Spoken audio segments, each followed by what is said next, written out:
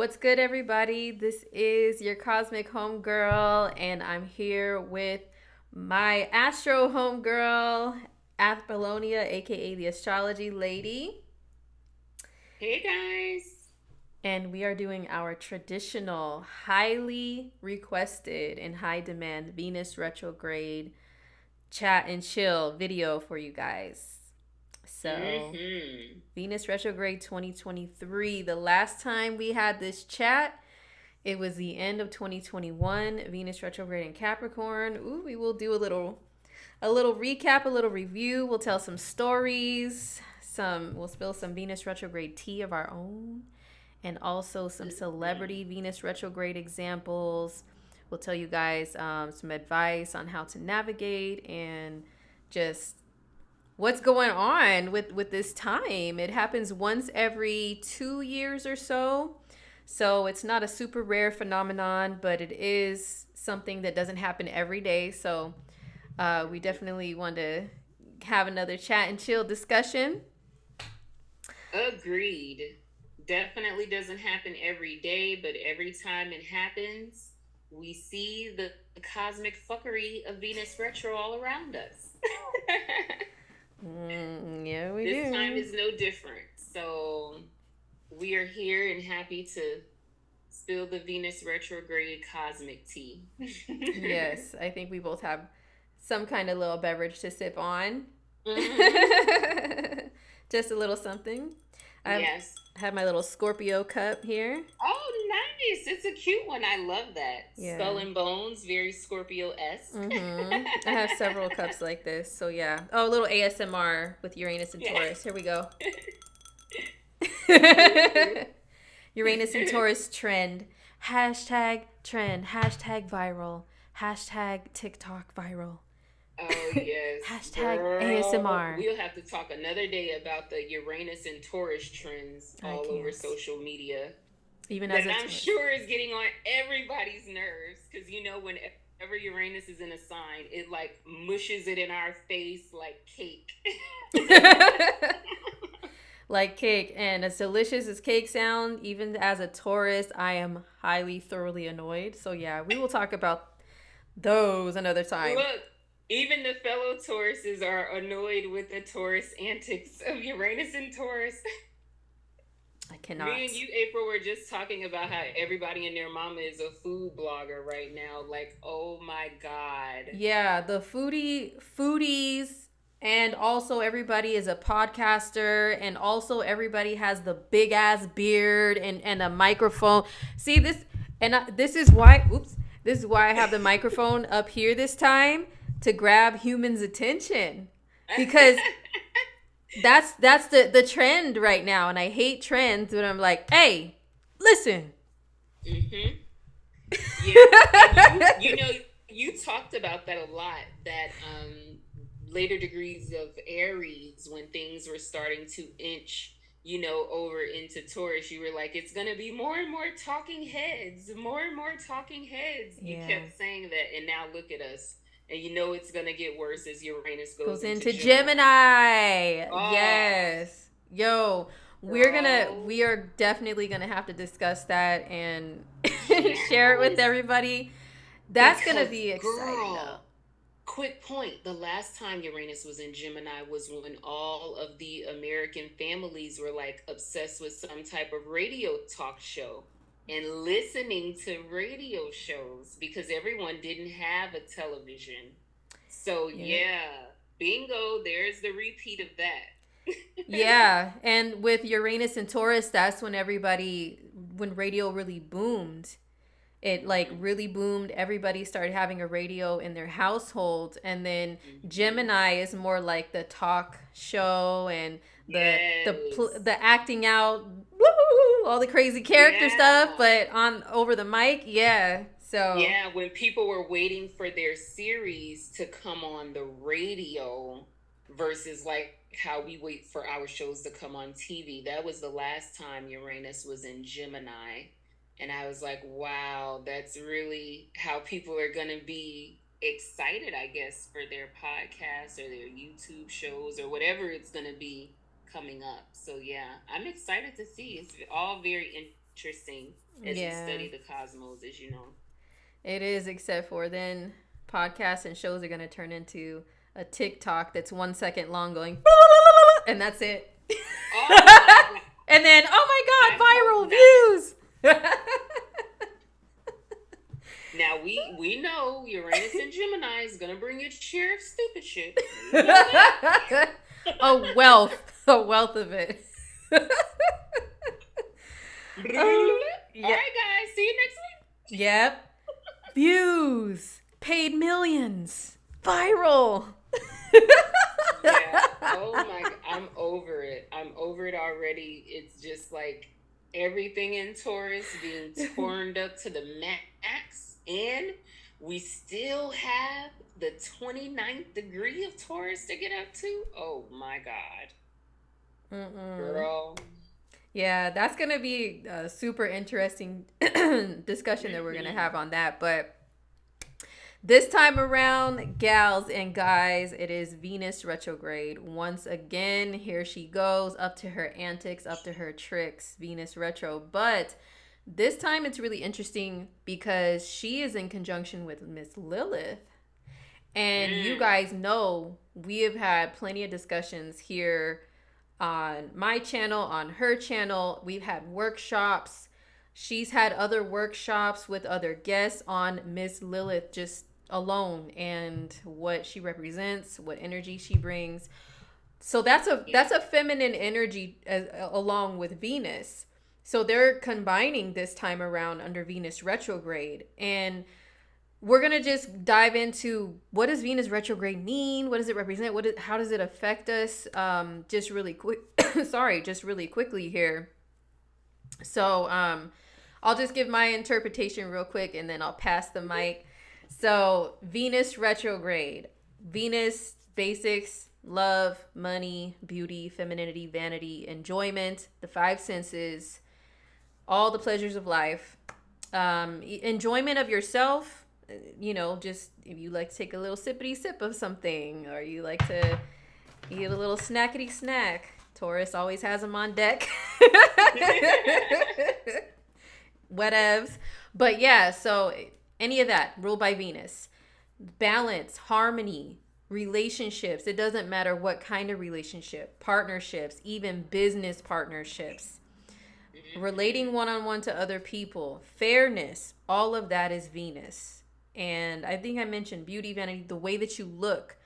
For feminine creatures, our femininity lies in the hands of Miss Venus, but also Lilith and also the moon.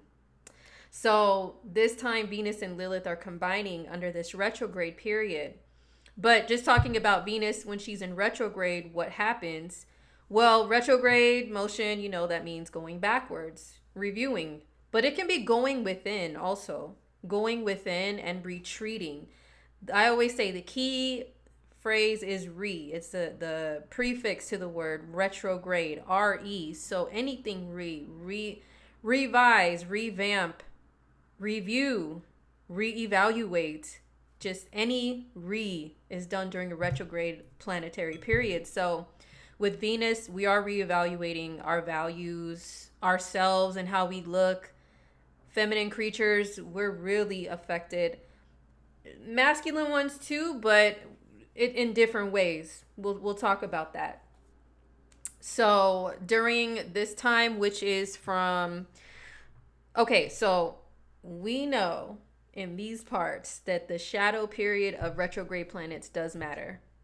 I don't care what anybody said. They get all excited about, hooray, it's direct, or it's not retrograde until... Please shut up.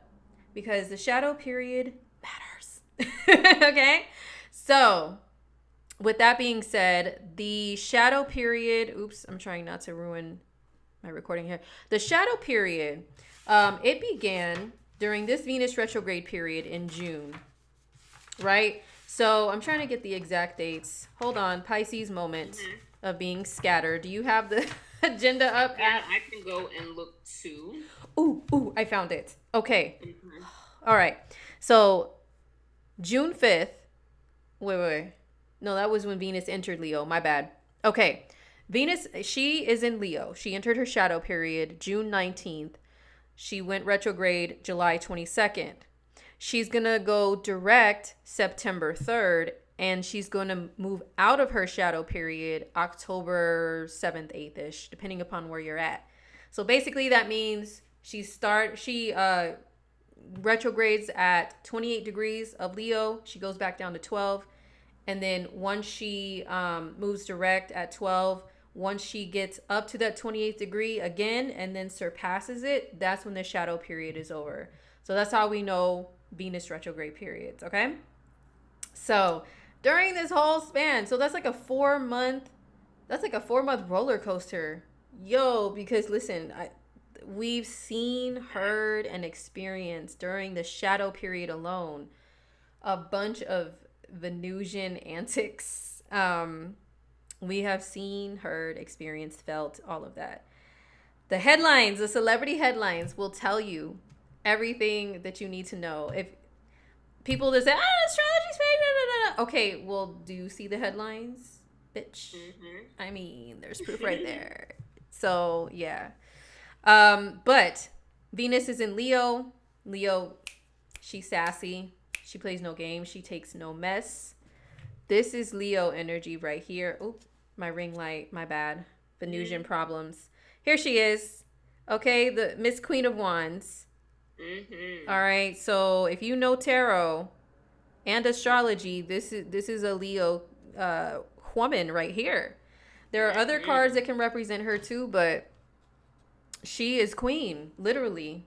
So there's a lot that we see right now of, especially women, feminine creatures. They are just speaking out when it comes to people talking about their appearance, their femininity, downplaying. Should they downplay their femininity, or who's trying to talk smack about the way they look, their appearance, and what they should be wearing, and why, and whatnot, and how they're portraying themselves as a woman? We're seeing a lot of that, hearing about a lot of it. That is all Venus retrograde, especially in sassy Leo, especially conjoined to Lilith. This is a wild ride. So, App, what's your rendition of this time frame? So, yeah, April hit a lot of nails on the head with what Venus represents in general, what she means.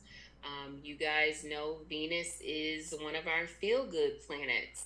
Besides Papa Jupiter, it's Venus. And Venus, not only does she, dictate and help control how you enjoy life, how you spend, how you earn, what you like to eat, what makes you comfortable, what makes you feel whole, all of these juicy, vivacious things. Mama Venus is your girl for that. So when she goes retrograde, re-evaluation, like April said, re-evaluation, it's time to recalibrate, it's time to reorganize, refix some shit.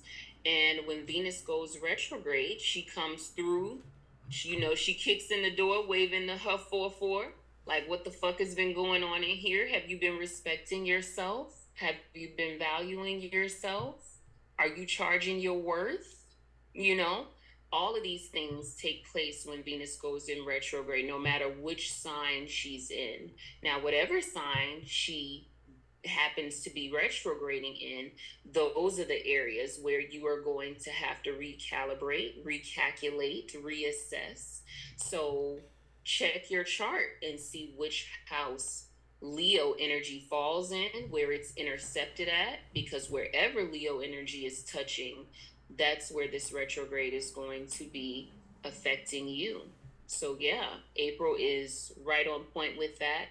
But no matter who you are, when Venus comes into play and it's retrograde, we are going to be recalibrating and recalculating our finances, recalibrating and recalculating our love life, recalibrating and recalculating all of our intimate relationships in our life, whether it be with our parents, lovers, our children, whoever, because Venus is love.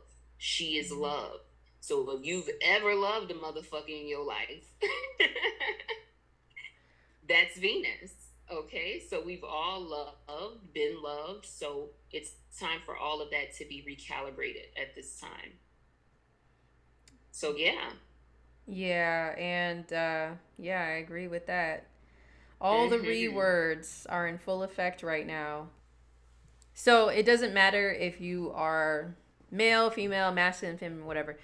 Venus, it rules your money, like we talked about. It rules the income that you earn, how much you earn. So when looking at your value, yeah, are you getting paid your worth at your job? And also, jobs can look at you as an employee and think, is this person valuable to our company right now? Are we paying this person for doing nothing or the bare minimum? Do they fit into what we're trying to do right now? Should we be paying them? So I went back and I looked. We'll share some more personal experiences in a bit, but I just want to Mm-hmm. throw this in that I did go back, and everybody, I recommend you guys do this too. Go back and look at the past Venus retrogrades, at least of the last decade, the last decade, since it's at once every 2 years, and try to think back and notice any type of patterns. What I noticed is I was always starting or ending a job and or relationship or situationship during all the Venus retrogrades. There's always something going on with the job. So it's like the job and the pay isn't enough, or something to do with the job, or the job ends because maybe they didn't see the value in me. So there's always a job situation involved. Mm-hmm. So yeah, that's also a part of Venus retrograde, is either you or your employer looking at you as an employee and how much you're getting paid and your value as an employee. Mm-hmm. So that's another thing that everybody is looking at this time. And I've heard a lot of stories and examples from clients and some of you guys that, view and follow and everything. So, Mm-hmm. I agree. Even with um the Leo retrograde happening in my sixth house of work, I've been dealing with so much of that myself, with valuing my work. What is this worth? So many little things like that, with you mentioning that. So yeah, and with our last Venus retrograde happening in Capricorn, so many people were going through that at that time. And now I'm noticing Venus in Leo retrograde. So many couples are, arguing about prenups, and I want to do this instead. And like, like so many couples lately who've been talking shit about breaking up have been wanting to recalibrate or reassess their prenup, even if they signed one going in. People saying, no, even though, I said in the beginning I was cool with spousal support, now not so much, So yeah, people even trying to find wiggle room or squirm room out of their prenuptial agreement. So Venus retrograde can have a lot to do with reassessing contracts, reassessing your own pay. Like April said, your value to your employer's value to you. Like, are they paying me enough? Are they, am I getting sufficient value out of this company? Are we a proper fit? All of those things. So yeah.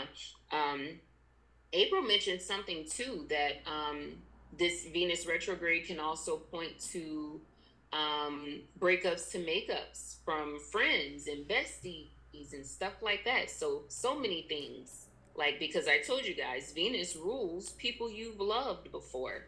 So if you had a breakup with a bestie and it's been years, and maybe this person crosses your mind, you may feel the need to reach out, or they may feel the need to reach out or send an email, different things like that. So pay attention.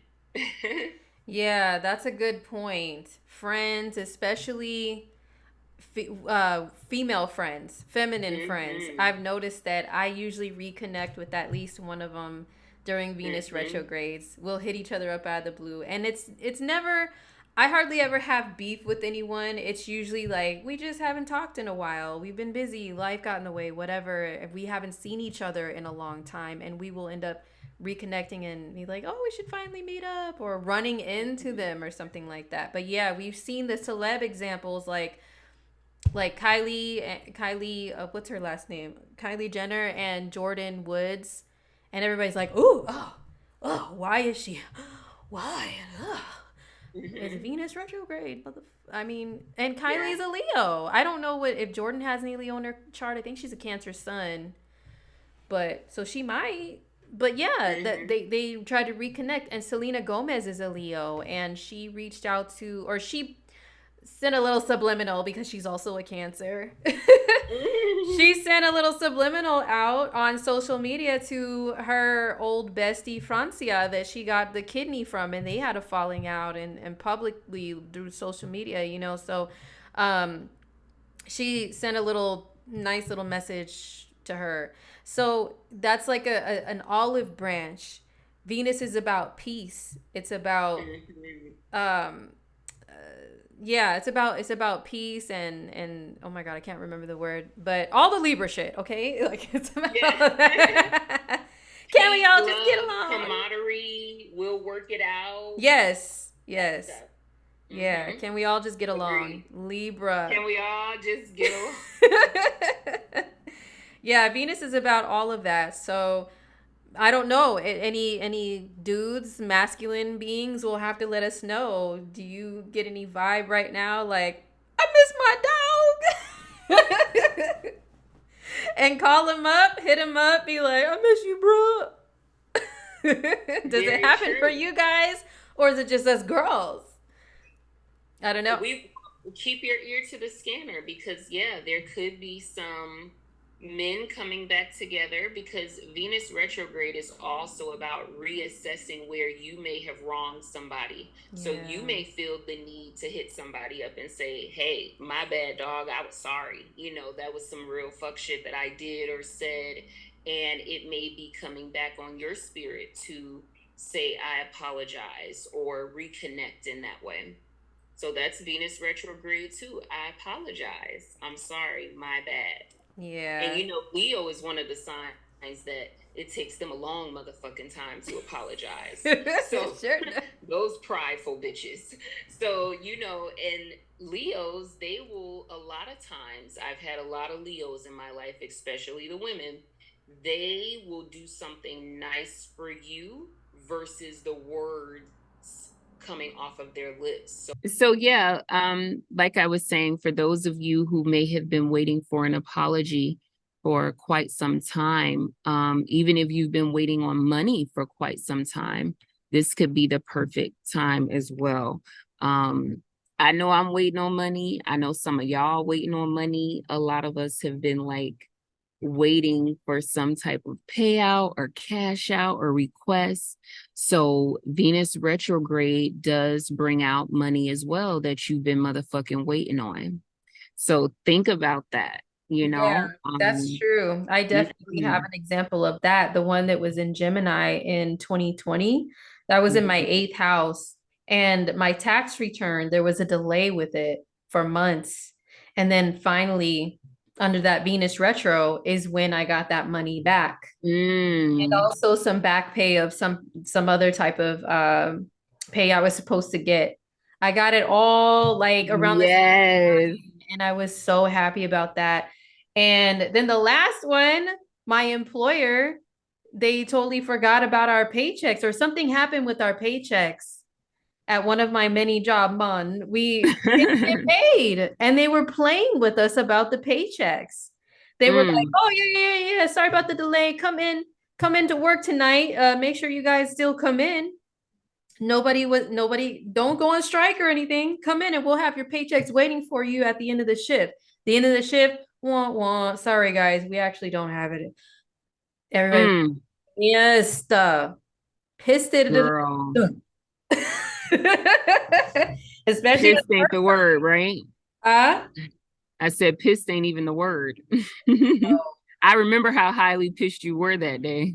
Yes, I went down to those offices early in the morning. Today I got time because you know April's tours marched down there bright and early. She was waiting on them bitches to clock in. Y'all hurry up and clock in so you can get my shit. I was kicked in the door, waved in the fofo. Yeah. Yeah. Hey, where's the coins? And I had my Capricorn sister on speakerphone Oh yeah. because we both work there. Hey, A, where's a the Taurus bringing a Taurus bringing a Capricorn fellow Earth trine to come see what's up with the coins. Yep. Yep, we sure did. Yep. And they played with everybody. That was a crazy Venus retro and Capricorn Yes. corporations and It businesses. was really like, you can't make this shit up, man. The people who really sit around and just aren't watching the cosmos happen around them. Wake up to yourself. Yes. And your surroundings and your whole freaking world, man. This snow globe called Earth that we live in. The Matrix.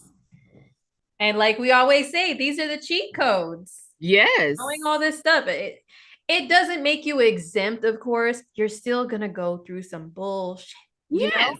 Life is still gonna life. We're still humans. You still have to play the game. Your soul is here for an experience at this particular moment, and you just can't get here and sit your ass idle and think that you aren't gonna play along or do anything, because your soul agreed to be here, whether you like it or not. So yes, utilize your cheat codes, utilize the information that our predecessors left here for us to make the most out of this particular round, out of this particular squeeze. Get the most out of it while you're here, you know? Yeah, So, yeah. Yes, and having an astrologer on deck can definitely help you to learn what those cheat codes are. And yes. speaking of, Yes. I don't think we fully introduced our. Allow me to reintroduce Yes. myself. My This name is perfect timing. We can segue into some intros for us. April, you let the people know what you've been working on, my G. Like, you have the floor. Let it all hang out. We're right on target. Yes, indeed. So yes, so I am April, but I go by Cosmic Homegirl here on YouTube, on Instagram. I'm on Threads. We'll see how that works out under Venus Retro, but those are the apps that I'm on where you can find me. My website is indigomoon.astrology.com, where you can book a reading with me. I specialize in career and life purpose, in love and transits and solar returns. That's like the main staples of what I take care of and what I guide you Yes. guys with. But I do offer more than that. So definitely peep my website to check my availability on those. I do book out pretty quickly. So make sure you guys hop on my website to see what's available at this time to you. And yeah, I'd love to show you some cheat codes. It's like one of my most favorite things to do for people is to show them, like, did you know this about yourself? No. Or did you know that you have the ability to this and that? Or did you know that the person that you love and adore, that did you know this little secret about them? Did you know that they're into this girl? Mhm.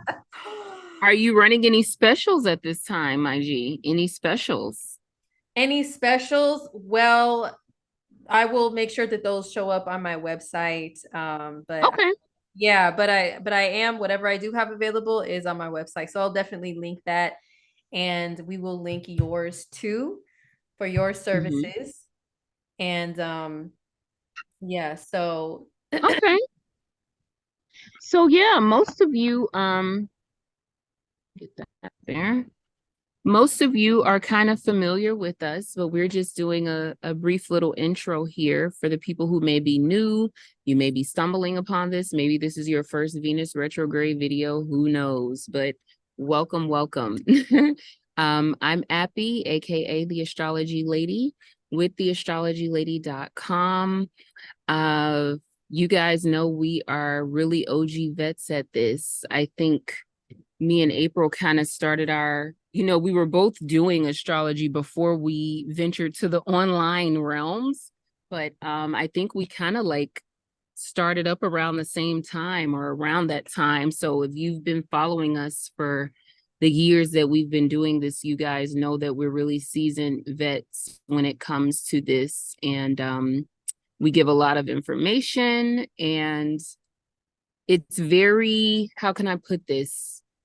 Homegirl next door. It really feels like you are speaking with someone that you've known for a while, or someone who is really going to take you by the hand and explain things in layman's terms, not a lot of astro jargon. If you guys have ever had a session with me, you guys know I can't stand astro jargon and, you know, people saying a bunch of woo-woo shit that is just a bunch of word salad fuckery that you leave not knowing what any of that shit meant. So me and April are really big on not doing that to people. So we wanted to come and give you guys, of course, this information, because with you understanding how the Venus retrograde is affecting you, then that can open up your eyes to how the rest of the cosmos may be affecting you. So I think we both specialize in career and purpose astrology. That's one of my top sellers. My purpose package is one of my top sellers. So you guys can check that out on my website, especially if you want to know what's your purpose, what should you really be doing in the world, especially if you want to know where you should be living when you are doing, once you get into your career, like, okay, now I know what I'm supposed to be doing, but where can I live to capitalize upon that the most? Because a lot of us know our purposes and our missions, but if you are living in a really fucked up city energetically, based upon your planetary lines, you're not going to maximize your potential with earning. Okay, so love readings, I enjoy. You guys know I give you a lot of dirt and tidbits, but Appy is that girl when you are ready to take power and control of your love life and stuff like that. April is definitely your go-to when it comes to love readings. If you want that real and you want that saucy, you know, sweet Libra flair of love, Appy is a more dash some hot ass coffee in your face kind of girl. So now just I will dash some hot tea as well, but I think you're a little more raw with it. Yes. And I am into, like, I have a keen eye for past life love and you know, the little romantic stuff, but I still she's a beast at that. Yeah, but I'll still keep it real and give some. Yes. April is gonna keep it real with you. April gonna keep it real with you, but Appy is gonna tell you, girl, you know this nigga ain't shit. What the fuck is going on here? You sitting here playing with this, and you got an 8th house stellium? You got a 7th house stellium? Because you chicks who have 7th house stelliums, 8th house stelliums, 5th house stelliums, you guys are supposed to be marrying up, dating up, asking for what the fuck you want. And a lot of times, because you guys have these love and marriage houses filled, you may get a lot of action or a little bit of action, but you just kind of take what comes to you. It's like a revolving door. And you 7th house ladies, you 8th house ladies, you have the power to be very, very selective. And we don't. I'm an 8th houser. Look, my South Node is in the 7th. So this is why I'm here to remind people that you can be cute in that 7th house and still keep it real. You can be cute in that 7th house and still not settle. You can be cute in that 7th house and still not take bullshit off of people. Okay. So that's how it is when it comes to love. But I prefer purpose, career, money packages. My money sessions are on sale right now. So you guys head over there to my website to check out my Show Me the Money sessions. And if you book a Show Me the Money session between now and the 1st of August, you are going to get a free gambling companion. I've been working on this for a little bit of time, and with your Show Me the Money session, you will learn your best money seasons, your best money days for the month. And with those days of the month that are your best days, these are great days for you to play games of chance, go and get yourself a lottery ticket, stuff like that. So you can win some money in addition to the Show Me the Money. So I have that special going on. So I think that's all I really have going on the website. A lot of things are going to be out of stock for the summer. So August and September, a lot of things are going to be sold out. So run over to the website, purchase what you can between now and August the 1st. And yeah. What about you, April? Anything coming up for the summer, fall you want to blast to the people? Not anything in particular at this moment.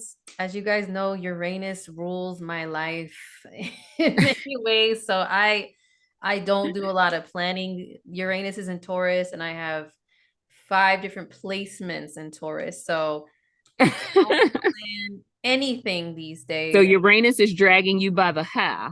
Yeah, it still is. Yeah. So I'm not planning anything, but all I can say is keep up with my website, keep up with me on Instagram. I'm most active there. If I have any type of special, any type of sale, availability, like big availability for readings, I will post things on those websites. I hate the word platform. Lord have mercy. I'm like digging for another word because my South Node in Aquarius hates the word platform. But because platform is a Taurus word. And when Uranus went into Taurus, people started saying platforms. You know, when it was in Aries, it was my audience. Now it's platform. I hate it. And that's the foundational word of Taurus. Yeah, it's a very social justice warrior word. You have a platform, so you have a responsibility to the people to not say. See? And your Uranus and Scorpio in the 1st can't stand that word. You're annoyed. I'm not on a platform, I'm just here talking as me. Either you like it or you don't.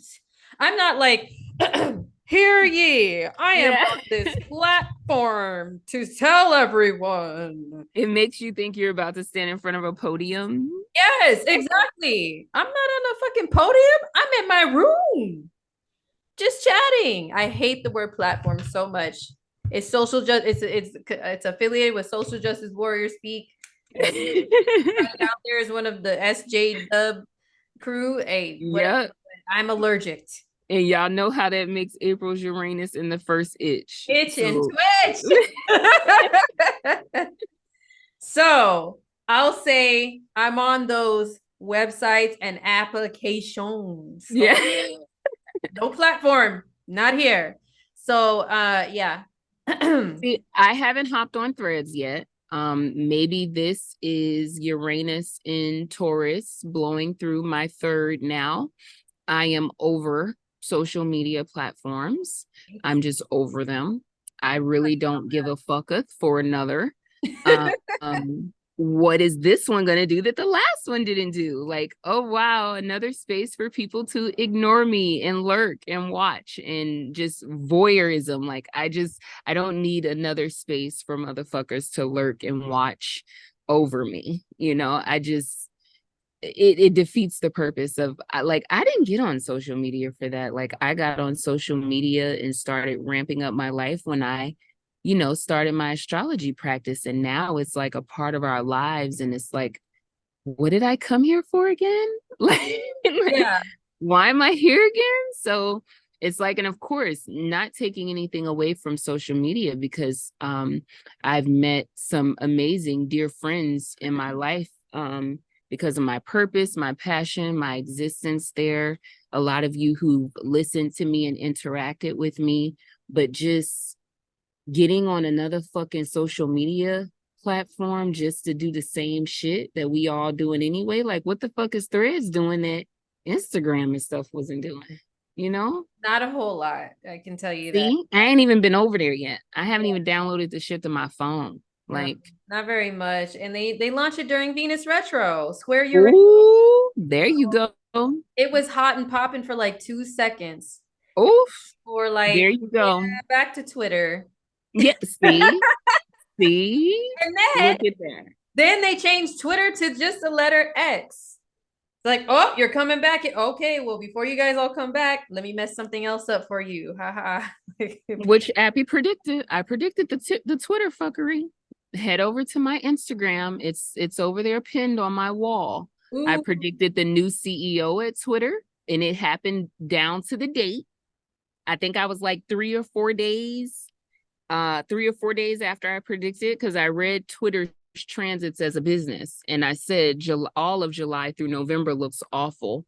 I predicted the CEO shift, the new lady who they made CEO, and they hired her during Mercury retro. So yeah, it's a lot going on over there at Twitter. It's a lot going on. That's So crazy. I I missed that. know. I'm gonna have to go check that post out after we're done. Yes, I'll blast it in my stories for you guys so that you can go over there and see it. But yeah, you guys know I'm really big on the predictive stuff, so go check it out. Yeah, yeah, definitely. And now, yeah, Venus retrograde, they launched Threads and then they changed the name of Twitter. Watch them change it back, or like, Mm, watch. You'll have to let us know at what your predictions are with that whole thing. yes. And I think if I'm not mistaken, Elon has Taurus placements. He's got Taurus stuff and Gemini stuff. So I'm sure this Leo energy is squaring his Taurus stuff, and you guys can see he's been in a lot of little feuds lately with Mark Zuckerberg. So his transits aren't looking too good either, Mr. Elon. Beef was so funny, man.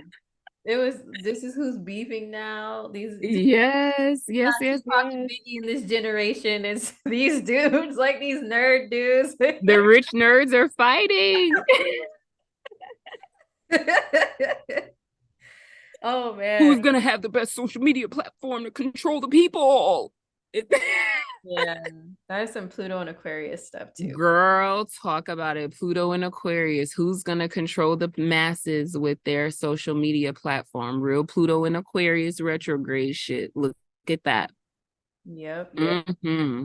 But yeah, so speaking of people lurking on social media and everything, I've already had homegirls, clients, followers, whoever tell me, because I post in my Instagram stories almost daily, unless there's something crazy going on. Mm-hmm. Venus retrograde stuff. I give little Venus retrograde gems. Any headlines that are like, look, see, Venus retrograde. I share those. I share little memes, advice, songs. I have a Mm-hmm. Venus retrograde playlist on Spotify. So I will Oh, also, yes, I have a playlist on there that I created. And it goes through all the motions, all the examples and scenarios that Venus retro can bring up, not just the breakups and the makeups, but yeah, finding things out, and the I miss yous and the I hate you and don't ever mm-hmm. come back, and wait a second, was that person a missed opportunity? Let me hit them up. All Oh, yes. And that the old is. school, the new school, pop, R&B, a little bit of country, a little bit of house, a couple of sugar-free songs, of course. It's only right. Yes, during Venus retrograde periods, sugar-free is the homie to keep me away from the bullshit. Oh, yes. Keep the fuckery away. Yes, but I've had many stories shared with me, like especially while Mercury has been hanging around Venus retrograde. The last, like as we're Mm-hmm. recording this, the end of July, it's been really hot and popping. So I've had people say exes are lurking in their dreams, and exes are starting to lurk on their social media again, watching them and not talking. And so it's not Always. always, yeah, it's not always, oh, you run into an ex or the ex hits you up. No, in this day and age, you see the way Neptune and Pisces is set up, people are so nonverbal, and that they can do things like that. They can lurk on you, watch your stories, but never say anything. They pop up in your dreams, start creeping into, sending you Mm-hmm. energy and vibes. You guys know Neptune is on me, on my moon exact at this time, and Yes, the synchronicities fly, ninjas haunting me all day, every day. It's crazy. And I'm like, what do you want from me? My Yeah. tired cry, Reese. Cry. Like, what do you want from me? You're in my dreams. Facts. You're on license plates. You're on addresses. I'm working in finance. You're on account numbers and account balances. What do you want from me? Can you just talk? That's, you guys know I've been wanting to, ever since Neptune and Pisces really progress. I've been wanting to scream that from the Girl. mountaintops. Can you motherfuckers just speak? Oh my God. All the Pisces nonverbal communication has really been irritating me as well. I know I have kicked it up a notch with the being clear, concise, direct, just being a straight shooter. Neptune on my moon too, April, has been making me feel like maybe people aren't understanding me. Let me say it a little clearer, or it's been so much with stuff like that. And then with Neptune squaring my Saturn and my Uranus, people either thinking that I'm being a mean bitch with it squaring my Saturn, or they're thinking that I'm being a crazy bitch with it squaring my Uranus. Like she's being a crazy quack bitch. So yeah, it's been a lot with Neptune. These transits are transiting for sure. That's one of the things I don't even know if I should say I'll be excited for Neptune to go into fucking Aries, but I will be excited about people being more direct and Yeah. I mean, I don't want everyone walking around acting like the fucking Onyx members from the 90s. I don't want everyone walking around like Fragile Star out this bitch. But Oh, wait, did I tell you my story? I told you my story you about. told me you're Fragile Star. Should I share that under Venus retrograde? Go for it. Leo, That was a great celebrity. segue. But the big Aries energy that Fragile Star and Onyx members have. Oh, And that's I'm right. He is a fucking Aries. That explains that whole scenario and incident. girl, big Okay. Aries energy can be very fucking abrasive and all that shit. But So yeah. leading into some celeb stuff, and then we're gonna spill some more personal tea after that. Of App has some. She always has the best Venus retro Oh, horror dating stories, examples, and all that. Me, I don't really date very much. It's just a weird thing for me. But she has more experiences than I do, so she always has like some funny ass stories. And man, so stay posted for those. But first, let's get into some celeb Venus retrograde stuff really quick. So to lead into that, we were just talking about about Onyx. So I'm still an Onyx fan no matter what. I grew up on all that stuff. My dad, my older brother. I'm hip hop all day, West Coast, East Coast, all of that. Onyx is still like nostalgia for me. That hasn't changed. I can separate the art from the artist to yes. to an extent. So Venus retro and Leo rules celebrity. Leo is my 10th house. Leo is my North Node. I end up running into celebrities a lot in my life. So, and You really do. I do, or grabbing their attention somehow. I think that's your Jupiter in 11th too. That I was just gonna say that. Yeah, Jupiter the 11th. But I don't always name drop. I'm still very like low key and humble about stuff as a Scorpio. But let me tell you something in my Fire Marshal Bill voice. So some years back, I went to a club and Mr. Onyx was there, but I didn't realize that. I didn't say I'm there because Onyx. No. I was there with my friends, the same spot we always go to, a hip hop joint.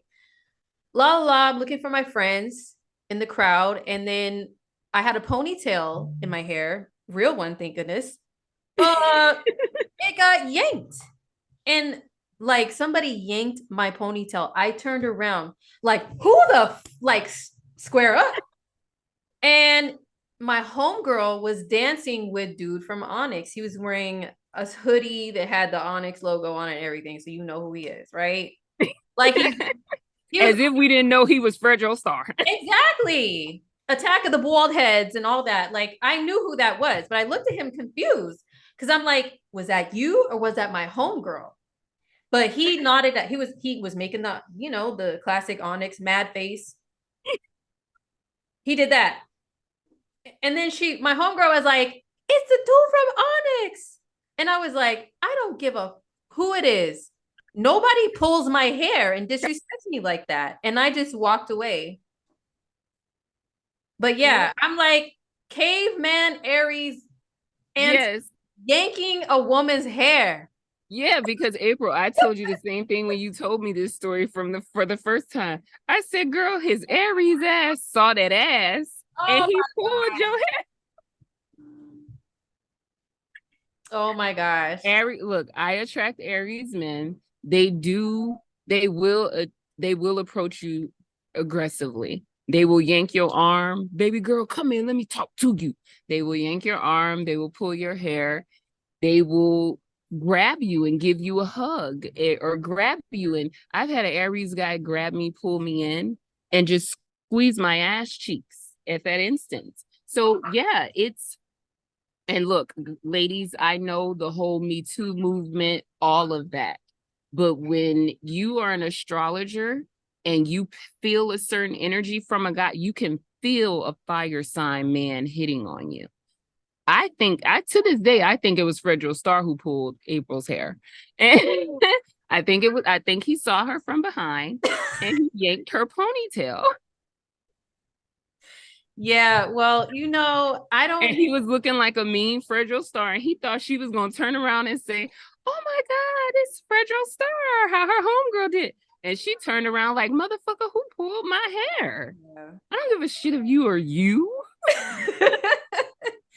Well, and Aries is my 6th house, and I have Uranus first. Wherever you have Uranus, you can feel highly allergic to certain things. So I'm highly allergic to Aries men's antics, and I don't think that's cute. I don't like men just grabbing me. I'm gonna turn around and want to fight. Like who done it and why? I don't find it attractive, but you said a dude, wow. But see, you have first house feminine planets with either house system. So, and you have Mars in the 9th. So you have more fire that would be like, not thinking of it as a big deal, to where I'm ready to, like, no, you do not touch me. I don't know you. So here's the thing. I went to Mardi Gras once before, and we were all like packed in the streets like sardines, and walking through the crowds, feeling yourself being groped and not know who's touching you and stuff like that. I don't like shit like that. Like, I was ready to fight a bitch in that situation. Like, it's not cool to just grab a chick and start filling her up. However, I have been approached by fire sign men who were a bit more frisky, and because of the vibe or the energy, it didn't bother me. If a guy that I think is attractive and he grabs me up and he's like, you know, you looking good. What's your name? Let me buy you a drink. You know, like, as he's grabbing my ass and filling me up, he's asking or talking to me about something. And, you know, different vibe, different situations. You aren't going to be open and susceptible to that for every guy. I'm just saying, and I'm not saying this has happened to me a bunch, but I know particular instances where Aries men or strong fire sign men, they go for the gusto for what they want. Should they be aggressive and forcefully touching? Of course not. But you will feel the pounce of a fire sign man different than you will feel the pounce of other elements. Other elements don't even pounce. Correct. Oh. Now, and I hate as women, and as we're talking about this during Venus retro, I hate as women that it's like we don't get a healthy medium. Like either there's gonna be like caveman, bash you over your head, pull your ponytail. You know, it's either gonna be that or simp shit. And it's like we should have a nice little happy medium. Like, why does it have to be like uberly toxic masculinity versus basic simp shit where they want to be feminine like us? Like it's I would like a happy medium. And ask, what do you bring to the table? Oh, girl, we gonna talk about these. That's Venus retrograde. These, what do you bring to the table? Bitch, I am the table. Femmes, start telling them that. I'm the whole motherfucking table. Me, I'm the goddamn table. Mm-hmm. That's what it is. Your woman is the table. And I keep, this is the metaphor I want you femmes. If you, I don't care if you're gay, straight, trans, non-binary, you don't have a gender, zers, whoever, if you dance, sing, plie as the feminine energy in your intimate experiences, and you prefer to attract the masculine, and they're asking what you bring to the table, you tell them that you are the motherfucking table, and you say, hey, well, if the man is the house, the woman is the utilities. If the man is the utilities, then the woman is the house. Put it that way. We are one coin, two different sides, and we both do two very different things, two very different responsibilities.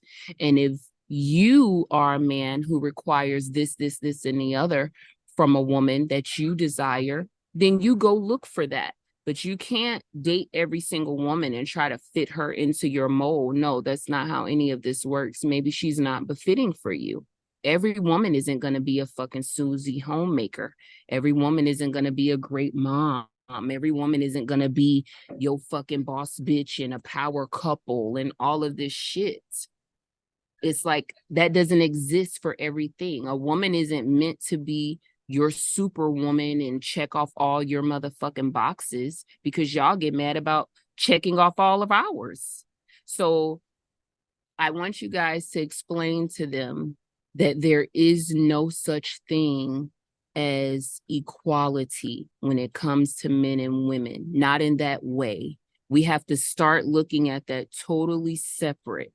There is no such thing. So if people come off of that high horse and stop acting like we're marching in the streets for fucking rights and all of this shit, no, it's none of that. If I am the feminine in my union, I expect it to be treated like the feminine.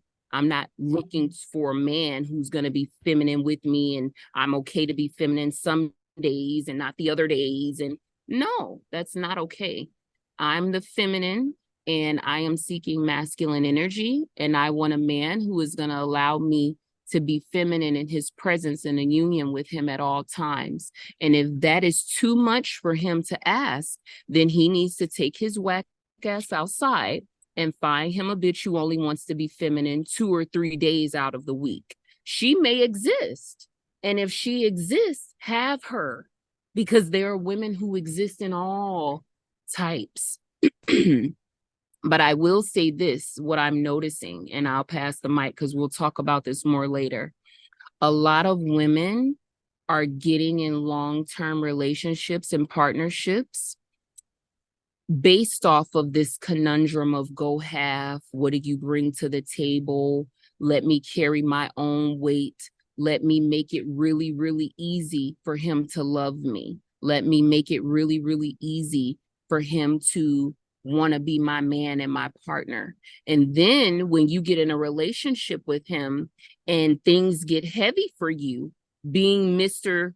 and Mrs. Superwoman and strapping on your invisible nutsack when you need to, that becomes too fucking much. And then, of course, like most women, we run to our man and say, hey, I need you to step it up. This is too hard for me, yada, yada.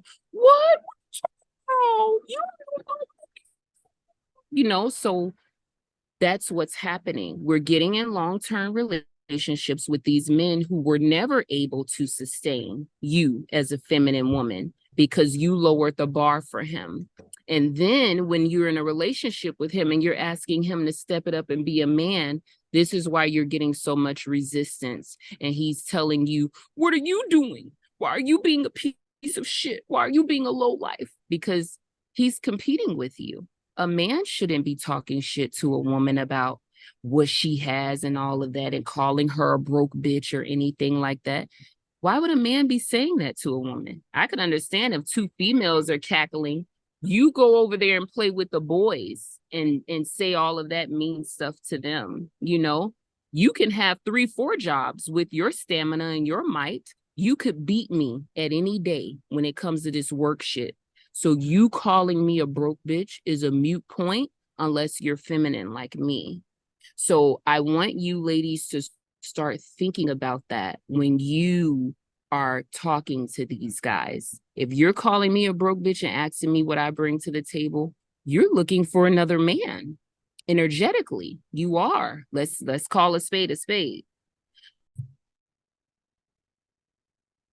Okay, I don't know what happened, but we lost Apollonia, but I'm just gonna continue off of what she was saying. Yes, it's a shortcut. Social media is a shortcut. So a lot of people, they do use social media like Instagram to post their whole entire lives on there. Your personality is on there. You posting memes and quotes and songs, and you post yourself in a bikini hanging out with your friends. You post yourself in your little cute girly moments and personality and your nails and your outfits, and they can see what you look like in a dress, dressed up. They don't have to take you on a date or work towards seeing you in that light. They don't have to, get to know you enough to see what your body looks like, especially in a bikini or lingerie or whatever. It's all on display online. And yes, because girls, love being cute, and they post all their little cuteness, all their cute moments and outfits online, they have constant access to that. So they don't even need to invest words in you. Phone number, why? Talk, why? Why should I have to talk to you to earn any of that? Okay, you're back. All right. I'm still recording. Sorry about that. My laptop, the computer cord needed to be plugged in. So Okay. I was just continuing off of what you were saying and continuing the recording. So yeah, I was just saying that it's a shortcut, asking for a woman for her Instagram. So they don't even need to work towards talking to you, to court you, to ask you out, to see, to have opportunity to see what you look like in a dress, bikini, even in your little cute little bun with sweats and all that stuff. They can see all of that on there if you post all of your little cute moments. So there's no effort that needs to be put into, wow, there's no curiosity. There's no curiosity motivating them. There's nothing motivating them. They can have you as a twirling, twerking, floating fantasy in their heads. yes. They're cool with that. They have a collection of pocket porn. That's what I say. Everybody's a porn bot now. And then ask me for social media if I ever even any of them talk to me. I say no. And then if they text me and they start asking me for pictures and all this stuff, I tell them I'm not a porn bot. What questions do you have for me? What questions do you have for me? That's what I started asking them, whether it's I meet them in person and we exchange numbers, or when I tried the app thing, I always ask them, what questions do you have for me? Talk, motherfucker. Like where is the what's the word? Being intrigued. Where's the inquisitiveness? Like, I want to know you. I'm curious about you. Where is that? It's just like pics, video, pics, video. I'm like, ew, Yeah. what are you creatures? So you know what? I go through these phases all the time. My social media pages are only for business, but hey, I'm still a girl. I'm Venusian. I'm a 5th houser. I'm a 7th houser. I have North Node in Leo. I love taking pictures and being cute. I love all the filters and I love makeup. I love all of that stuff. and sharing my, like, how I did my nails and like cuteness. I love doing that, but I cut a lot of that out and cut a lot of it back. Usually during Venus retrograde periods, I go through these little, rounds of archiving and deleting selfies off of my social media pages, because especially this one in my 10th house and conjoined to Lilith, shit, listen, Yeah. none of you have earned the right to any of my femininity. Number one. Number two, these are my business pages. What are you here for? I even posted something in my stories recently in honor of Venus retrograde. I wanted the masculine perspective on things for the purpose of our chat. I wanted to see what they have to say. I posted polls and stuff. Not one of these ninjas answered, except one of my homies who is, both masculine and feminine. He's a little bit of both.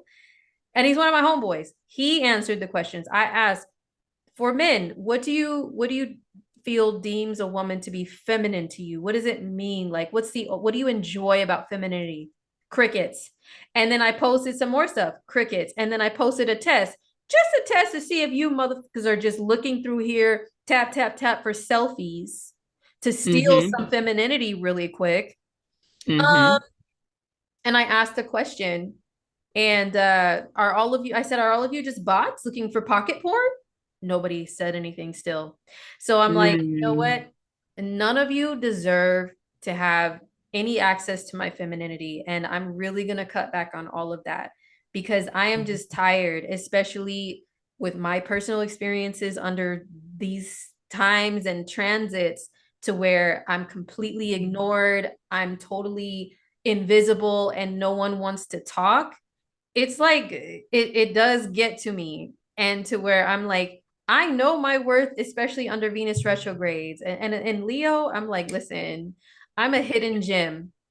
Okay, I'm a hidden gem. You guys have no idea what you're missing out on. And I hope my fellow feminine creatures are feeling this, especially in Leo. You're supposed to feel this. I'm a hidden gem. You have no idea what you're missing out on by being stupid and not talking, by asking me stupid questions if we do talk, by wanting to shortcut and not wanting to invest anything, not even a word, not even a phrase or a sentence. You just want to stare. Facts. And you just pointed something out to me too, April. You literally just sparked a thought in my head. All of these guys, it goes back to that thing I was saying about there's no happy medium. I feel like they're either looking for pocket porn or just easy pussy to smash, or it's that what do you bring to the table shit. So it's like either you're going to be easy pussy for me, whether it's me beating my meat to you or using you for easy sex, which I've told you the stories about the guys literally telling me them using women for easy sex. So it's like either you're going to be the pocket porn or easy sex, or you're going to be a go halfer and help me pay my shit and help me pay my bills and keep my life afloat. It's like they aren't even willing to comb underneath the surface. For example, just using you and I as girl chat, we're both business owners. We're both great mothers. We both enjoy cooking and are great cooks, but they would never know that we have these awesome, dope ass quality. Not to mention we're phenomenal astrologers who could change their fucking lives for them in an instant. So you trying to diminish me to a piece of pussy, you miss out. Yeah. You miss out. Or just a photo. Yes. That's it. So, motherfucker, you won't even get to know me to see what type of gems I have in store. It's like they're immediately presuming that every woman is gemless. Every woman is just basic pussy. And I'm not saying that as us, but that's how their mind is thinking it. It's like every woman they pass by, Basic pussy, or is she a go halfer? Basic pussy, or is she a go halfer? It's like those are the only two fucking variables. Yeah. And you are saying that you want a life partner.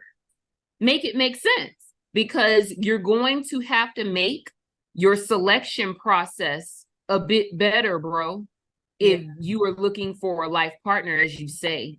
Like it's so I'm trying to figure it out, and I get it. Everybody's at different stages and levels of their lives. Everybody isn't looking for a long-term union. Everybody isn't looking for this, that, or the other. However, that does not give you the right to undercut or diminish someone else's standards. Because what I've been running into a lot is when I tell men, hey, I'm looking to date, get to know you, catch a vibe, see if there's any chemistry there. Their immediate rebuttal to me, if that's not what they're looking for, if they don't want to take me out, oh, I'm not looking for anything serious right now. Yeah. Motherfucker, I don't give a fuck what you're looking for.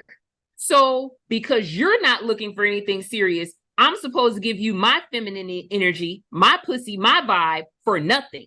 Yeah. I'm supposed to take what you are offering because you ain't looking for nothing serious. Nobody said you had to marry me to date me. Okay. Nobody said you had to make me your motherfucking girlfriend to date me. Yeah. But a man has to engage with me. He has, just like we have to trial run a man or a masculine energy, y'all have to trial run us.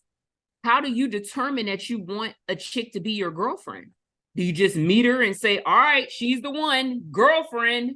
Like, what the fuck? How do you get to the relationship phase? Not saying you're looking for one, but how does that process look for you? I want you ladies, you femmes, start asking these fools that. How does your relationship process, how does that happen? Do you typically meet women and y'all just Netflix and chill and fuck, and then that turns into a relationship? That's the first problem. Or do you just meet a chick, y'all smash 1 or 2 times, and then that's a relationship?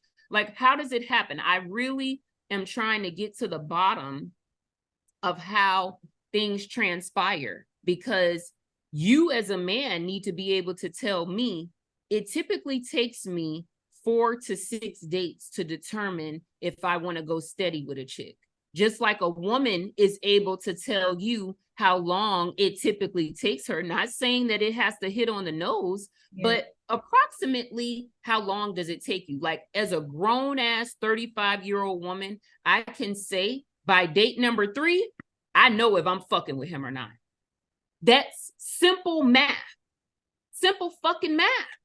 And these dudes will be like, oh, I'm not trying to date because they'll want you to date them 3, 4, 5, 6, 7, 8 times. And okay, well, maybe you don't like chicks who need 8 dates to determine if she's fucking with the dude. That doesn't mean don't date any women at all. Just maybe date chicks who only require 3 to 4 dates. It's like they are not trying to find any balance. They're not trying to find a happy medium. It's either a good woman is determined by the least she asks you for, and a bad woman is determined by if she's being a gold digger, if she's asking you for something. They have the views very fucking skewed and fucked up. Let's just start there. So this is all Venus in retrograde chatter. You guys are going to have to determine your toll price, your entry fee.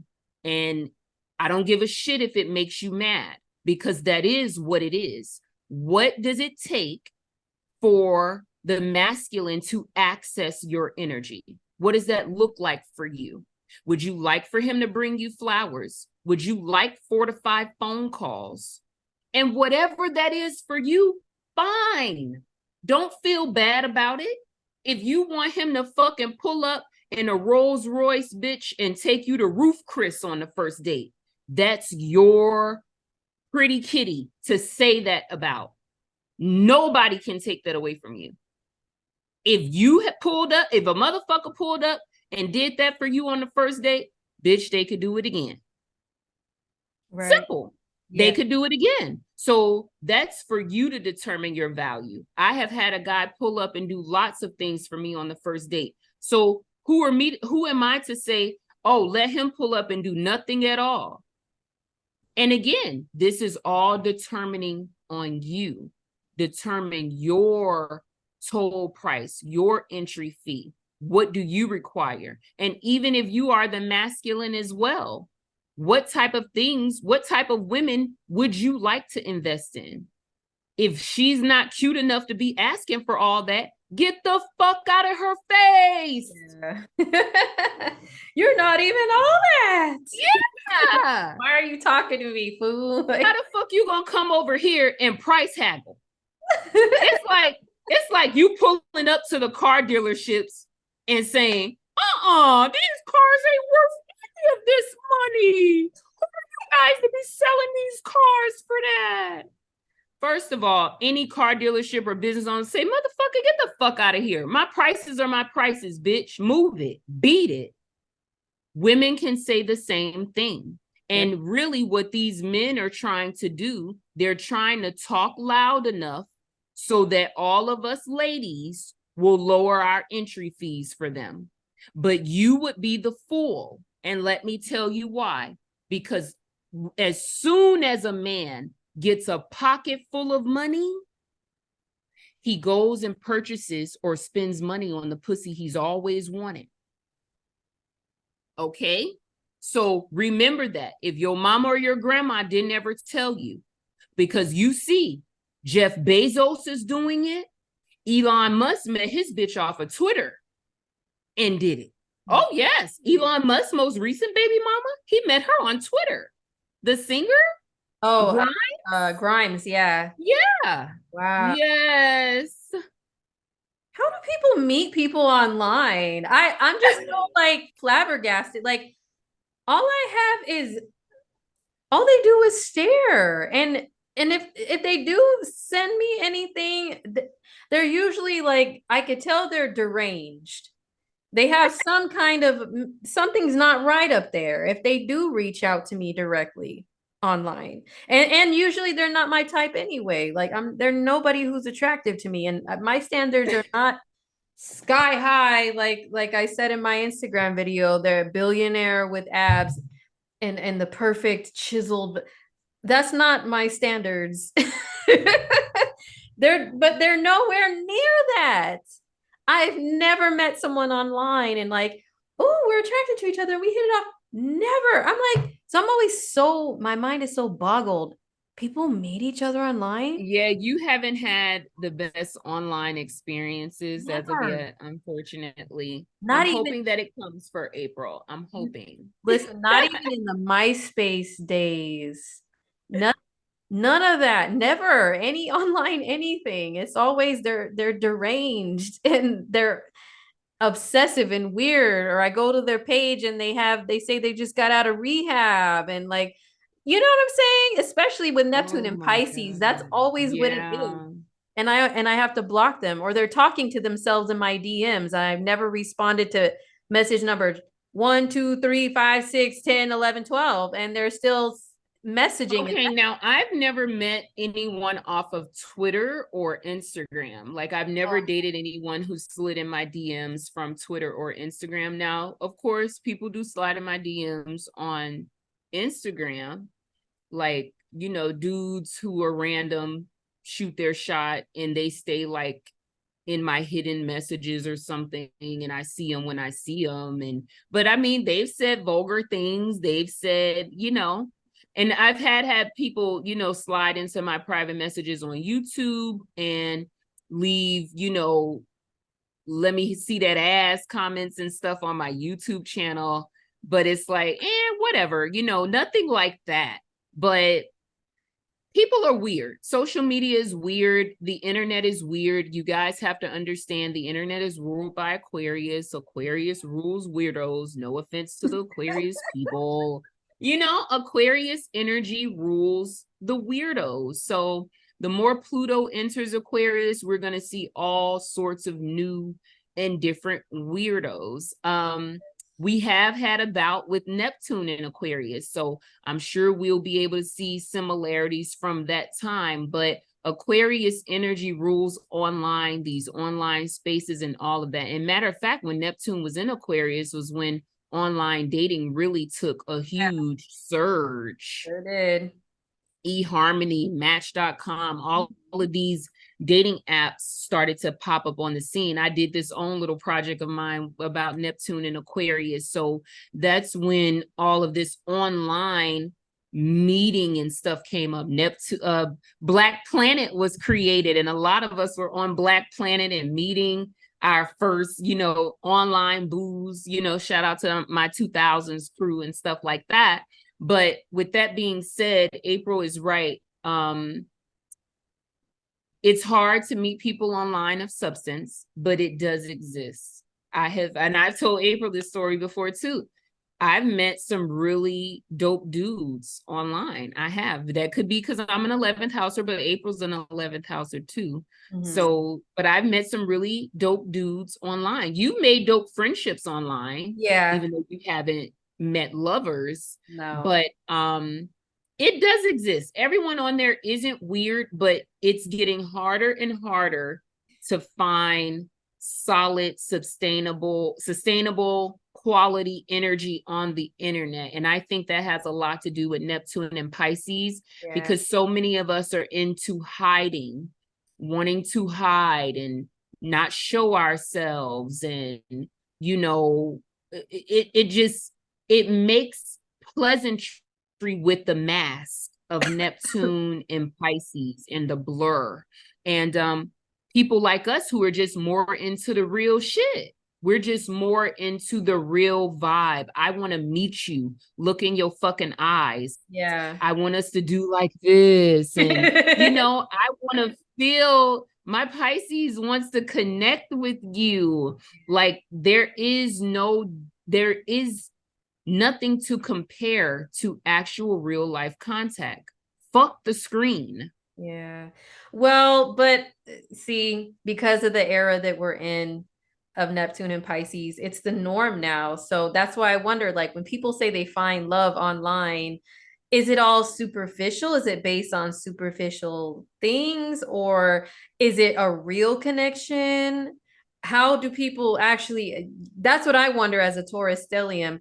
And I always say too, like, it's just weird to me how men are satisfied with just, photos and videos, and having women as twirling, twerking pocket porn fairies. They can just look at it anytime. And I'm like, as a Venusian person who's really grounded in earth, you don't want to smell my perfume. You don't want to hear my laugh in person. That's too much. That costs too much money. See? Ooh, that's a lot of money. Ooh, that's a lot of money. How about if I give you nothing and just stare at your stories all day? Yeah, exactly. How about I give you how about I just pay my internet bill and I pay my look phone at your bill, stories all day. How about I pay my internet bill, my phone bill, and look at your stories all day and beat my meat for free? Yes. That's what it's giving. Yeah. That's what it's giving. And it's true. They don't want to, because interacting with you is too expensive in their minds. And we have a batch of men who are not as ambitious as the previous generation, not as go-getter as the previous generation. Yeah, that's very true. And then this is one thing that I see when Venus was still in shadow.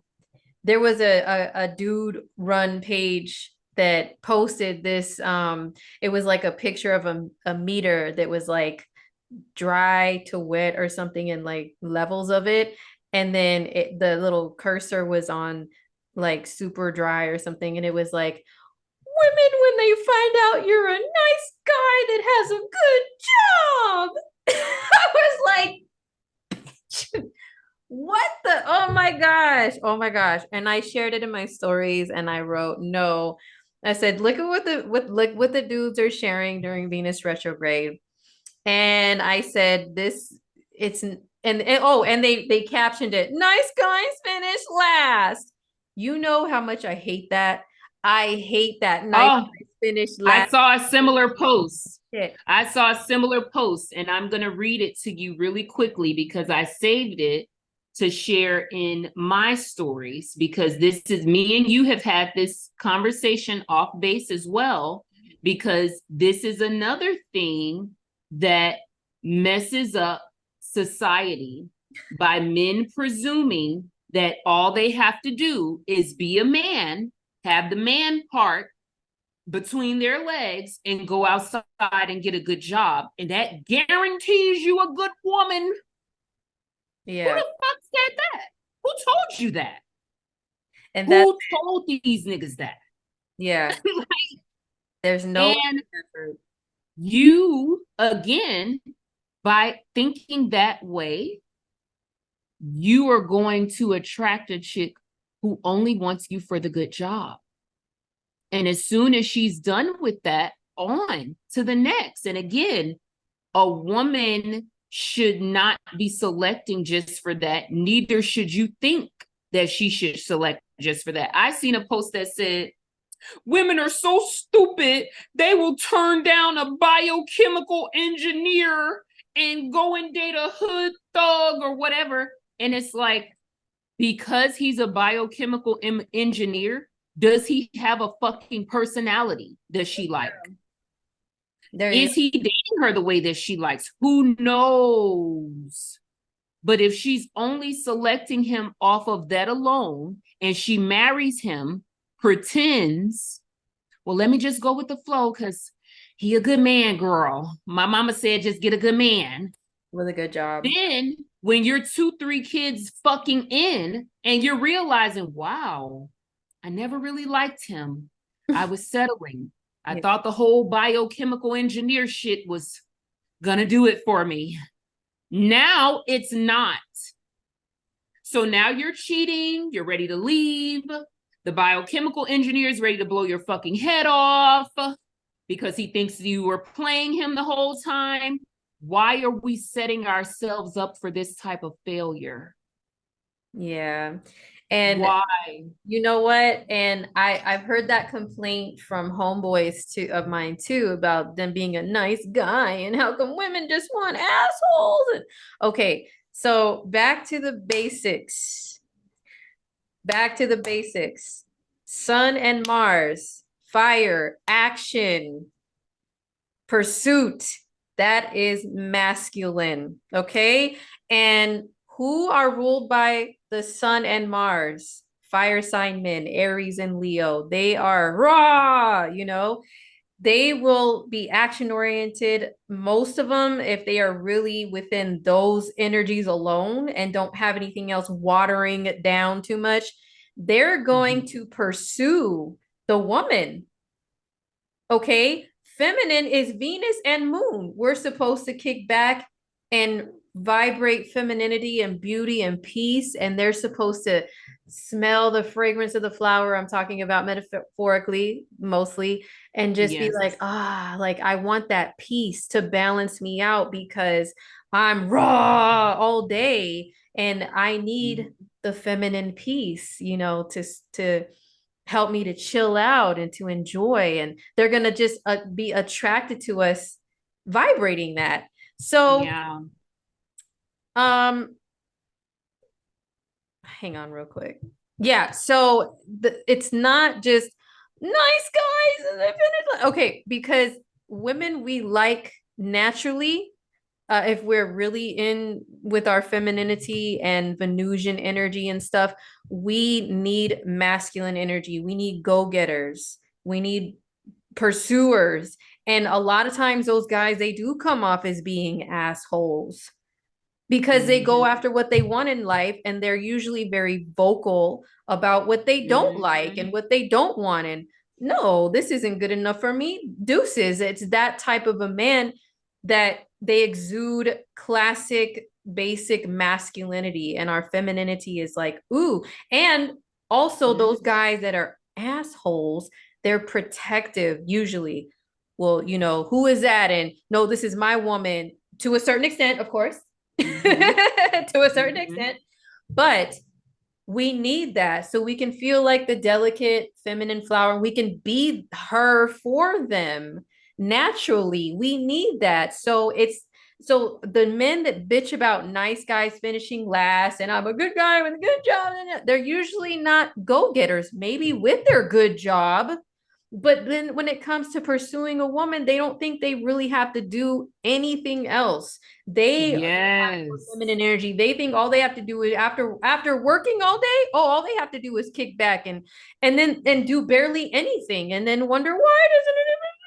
And then if they're a nice guy and they're like soggy and they're, well, I don't know, and unsure of themselves, well, they're not exuding Sun and Mars Yes. natural energy that's confident and secure and go-getter. That. Like I said, like let me just give a little example really quick. So yeah, I'm rocking a dress right now and all the pink, and I'm trying to really tap into my Venus. I'm really working on my femininity big time under this Venus retro. I usually do, but I'm really working on my image and my speech and a lot of things under this energy. But something that keeps coming back up also is under the last Venus retro, I did meet a nice gentleman, and he is very masculine and tall and handsome and all this great stuff, and an entrepreneur and a go-getter, and but yet he has a dash of nerdiness, which I like with being a sixth house Sun and Mars. But he's still masculine AF, Sun and Mars in fire signs. Okay. And he's very protective. Anytime I was around him, he was very protective over me. We weren't dating or anything yet, but it was just like, is this guy bothering you? Or, you know what? Don't worry about that guy. He's an asshole. I'm gonna go talk to him for you. Or, oh, you shouldn't have had to pay for that girl. Here, I'm gonna refund you back your money. He was that guy. So anytime Mm-hmm. I was around him, I just naturally felt like if I was gonna be in the Yes. same vicinity, I'm gonna be wearing a dress. And he always complimented me, like, "Oh, I love your dress," and "Ooh, ooh, your perfume." And I just felt feminine and relaxed because he Yes. was fiery, protective, entrepreneur. Don't worry, I got this. Stay right here. Mm-hmm. And I I just think men need to know that. Men need, if you're listening and you are the masculine, women, we are receptive to men who come in, take charge, tell you to sit back, girl. I got that. yes, You are the woman. yes. That is what we are looking for. You So see, unfortunately, the world we live in, societal norms, especially as Americans, it's sad that societal norms has presented to us ladies that masculine is thuggery and goon shit. yeah. So that's why that meme that was like, you'd rather have a thug than a well, maybe the biochemical engineer just kicks back, does it, and the thug, maybe he's more raw and don't worry, I'm gonna protect you, girl, and maybe he has that attitude despite his shitty choice of a career. Yeah. Maybe We know he ain't shit. yes, and maybe the girl that chose him was lacking that in her world, that protective masculine energy. Like, oh my gosh, I can't tell you guys the last few Venus retrogrades that we've chatted, I've had examples of that in my life of how I was dealing with passive aggressiveness, and then here comes Mr. Masculine flexing, and I'm just like, you know what? I'm reevaluating my choices in men right now. Yeah. I think Facts. I know what I need, and now, but it helps every time to, even though there's been breakups and this and that, like to know, to get me more in tune with what I know I need in a man in order for me to relax and be feminine. And I'm tired of hearing in the manosphere of the podcast, which I listened to very little of. I had a taste of it back when Kevin Samuel was still alive, and there were a couple of his minions making copycat podcasts and stuff. And I heard a few, and then I was done with the podcast sphere. Okay. Totally done. But I listened to some of their complaining and all this stuff, and their judgments and everything. And oh, women, when you just act so masculine, how do you expect us to want to do anything for you when you act so well, Listen here, bitch. When you're an equal to me, I'm tired of that stance too. because you're past. I'm tired. What do you expect? That's what Venus is about, balance. How do we balance out the masculine and feminine in our equation? When you're kicking back and you're expecting me to initiate conversations or dates or anything, what choice do I have? How am I supposed to feel like I can be the pink princess for you when you're being the princess? You know what I'm saying? So Girl, the thing is that I'm really, really sick of is that though most of those guys who listen to a lot of these podcasts are not getting any pussy. Let's start there. So it's like a sausage party of bitching about women. And it's like, I'm confused. You guys might be playing for the wrong team, because if we're going to have a cackle party and bitch about women the entire time, 1 to 2 to 3 to 4 times per week, when are you guys dating? When are you outside getting any ass? When is that happening for you? When are you actually going outside and pouncing pussy? And it's not often. Secondly, I have heard these men on these podcasts say that they sit back and wait for women to come to them. I've heard them on these shows. serious. So you are already a man who's stating publicly that your defense mechanism to all of these ancient women in the world are sitting back waiting for ones to come and talk to you, because you feel more safe if she likes you, like you have the upper hand. That, my sir, in and of itself is feminine. And when she decides that you are no longer masculine enough, she's just going to go and pounce on another, because you evidently can't or don't have the gall or balls to go out there and select what you like for yourself. So if you are never being the selector and you're always being the selectee, how can you bitch about what pulls up? Beggars can't be choosers, in my opinion. So if you're only waiting for what approaches you, that's feminine. Yeah, it is. Feminine is receptive. And like I keep saying, there's a video Astrology did years ago. I always share it, and I always share the insights that she gave about how women, look how our bodies are set up. They're set up, our genitalia is set up to receive. A masculine's genitalia is set up to give. What the hell is so hard about understanding that? Number one, it's very difficult. And also, the dudes that were saying this stuff on these podcasts, were they saying this, that they want to kick back and wait for a woman to come to them? Was it like to test them to see if they like them for them, or if they were really a gold digger?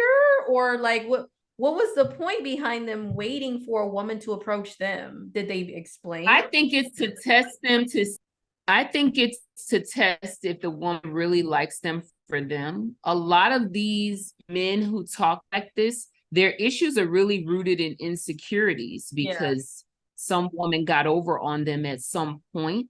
I try my best not to listen to those type of shows because it really annoys me. But to answer your question, I think that a lot of them do it out of, protection in their eyes, just like the ones who say, I have a good job, why can't I get a woman? Or the ones who, I notice the ones who look amazing, who live in the gym, they want their bodies and their physique to attract the woman, and their mouth does very little talking. If I look amazing and I look like a man, that's going to make women walk up to me and pounce on me. But when she gets over here and she realizes that I'm not man in the inside part, that's when we have a disconnect. Now, the post that I saw the other day, it states, and I'll share this in my stories, guys, opening up to women is a breakup hack in 2023. Women hate men who have problems. First lie. If you ain't Superman, you're doomed. trying to be single, all you got to do is vent and watch her go on an adventure to other men. Just tell her all of your problems every time you see her, just to tip it off. Go ahead and cry and watch her disappear. The worst thing you can do around women today is be human. Be a comedian and a wallet, and they'll love you. Those are the only two conditions, and you'll be successful in 2023 dating. This is their message to men, and this is what's fucking up the world. Because yes, it is true. You should not be pulling up to dates, bitching to a woman about your problems, and she don't even fucking know you. How about not bitch to a woman about your problems until you decide to go steady with her? Because it is not our job. No woman on planet Earth owes you femininity, motherfucker. That's why I'm tired of seeing that in the oh, you need to be feminine upon arrival.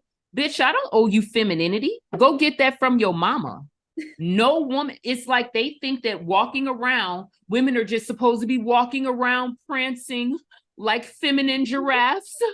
But the world isn't feminine for us to operate that way. Yeah. How the fuck I'm gonna wake up out the bed being feminine? I got kids to tend to. I gotta go to work just like you. No, when you schedule a date and you reserve my motherfucking time, that's when I'll pull up and be feminine for you, motherfucker. I don't owe you femininity. I don't owe you niceness. I don't owe you shit. No woman owes you anything. Yeah. Start there. And do not bitch about your problems to a woman until she is your woman, until you've decided to make her your lady. Here's why. Because yes, that is a red flag to us, because most of us women, especially American women, we tend to be masculine because that's how we were raised. Mm-hmm. Most of our parents either were dual parents or single fucking parents. So we were raised to do it all. Most women are not sitting out here looking to be a fucking layabout and looking for a handout. So stop these lies. And the women who are seeking that, they sell pussy. So as they should. That's their job. But what you're not going to do is make it seem like because I'm a regular basic woman that I should take on your problems right away, let you come and fucking dump on me. When we get to the Venus retrograde stories, because one of the Venus retrograde dates I had just 2 weekends ago, he pulled up to me bitching about his job on date number 3. Like, I don't want to hear about your job, bro, and the bitching, especially as a woman. I'm going to say, well, have you dusted off your resume? Are you looking for something? No, I'm just going to, thug it out until the end of the year. Okay, motherfucker, then shut the fuck up. Because no, most of the time when you come to a woman with your problems, if we like you enough, we are immediately going to be trying to figure out how we can add some light, give you some guidance, help fix that shit. And that's what these dudes are looking for. Maybe the man who wrote this post is not that kind of guy. Maybe he's not the kind of guy who is looking for a woman to help him. Maybe he just wants to vent about his problems. But most of you motherfuckers who want to stay venting about y'all motherfucking problems, you looking for a Mr. Fix-It bitch or a Mrs. Fix-It bitch. That's why. That's why you want to pull up and vent right the fuck away.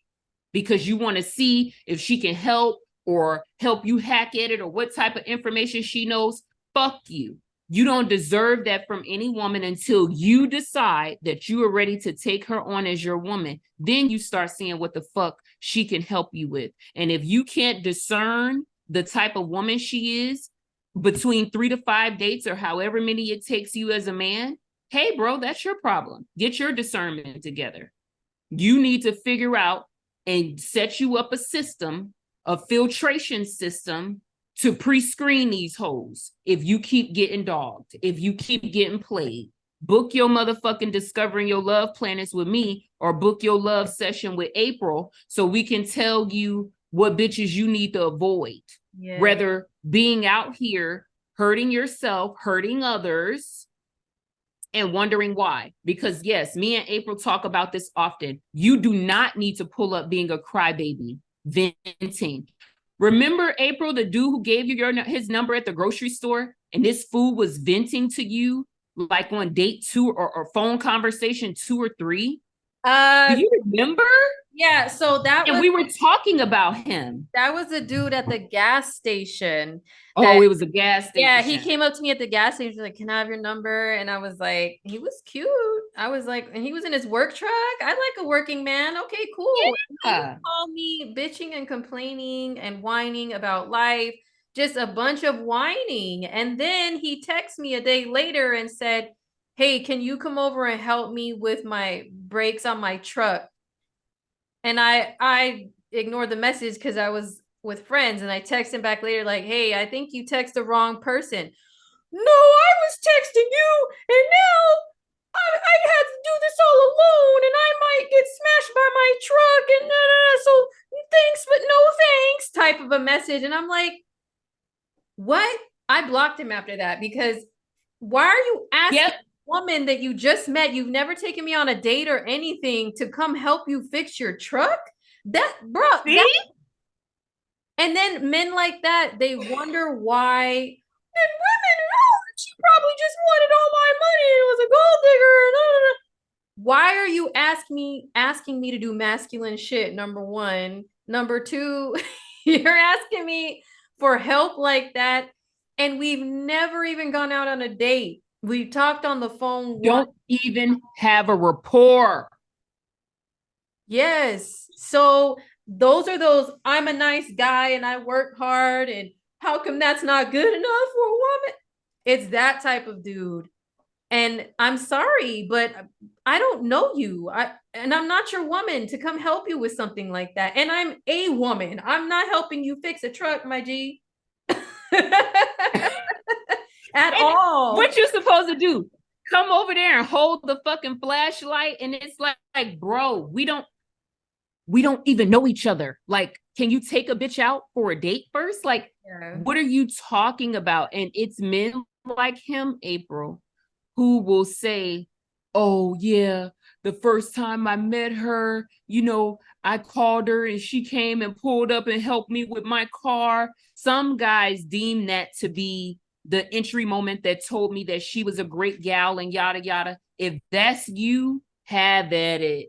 Yeah, fine. Have it. Because she's not right for here. Me personally, no. She's not. I ain't about to help. I don't give a fuck if he was my man.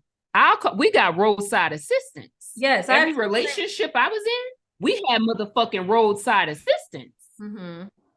Yeah. My man the men I dealt with didn't even want me to come outside to help with that. See? Yeah.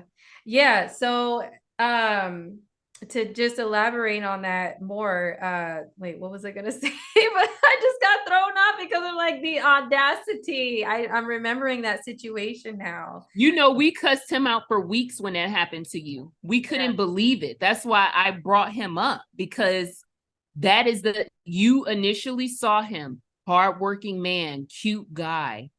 But he didn't even make it to the first date before he was bitching to you about his problems. And there was a guy that I really liked like that too. And I had to say, I don't really like to talk about everything that's going on awful in our lives initially when we first meet, because it really gives low vibrational trauma bonding. Like, let's bond on all of the fuck shit that's going on in our lives. I don't care to do that with anyone. Like, I just don't. I bitch to my friends about my problems and my family and stuff like that. Like, and I'm sorry if you don't have anchor people to do that with, but you aren't going to be able to utilize your dating space and your dating sphere to do that and think that you're going to find an eligible partner. Yeah. Yeah. And the meme or post that you were reading with all that stuff, and a good way to scare a woman away is to tell her about your problem. Okay.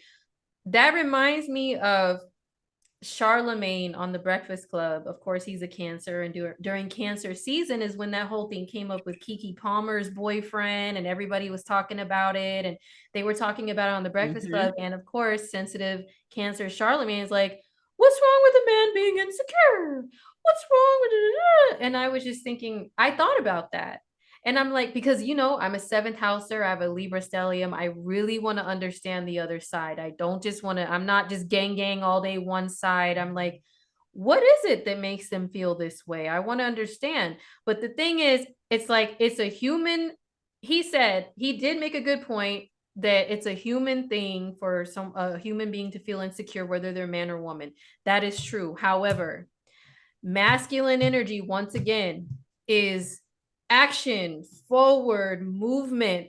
So wallowing in sorrow and showing that to a woman is soggy. It's not showing that you are masculine. If you express a problem to a woman one time and then you present a solution and say, well, you know what, I think I've got this, I think what I'm gonna do is blah blah blah blah, and to move it forward, okay, I'm sure a lot of women will be okay with you expressing an issue or an insecurity. But if all you want to do is whine and complain and wallow and act like you said, that dude that you went on a date with, oh, I'm just gonna wait it out to the end of the year, it didn't sound like he had a plan of action that was like, I'm going to handle this right now because it's a problem.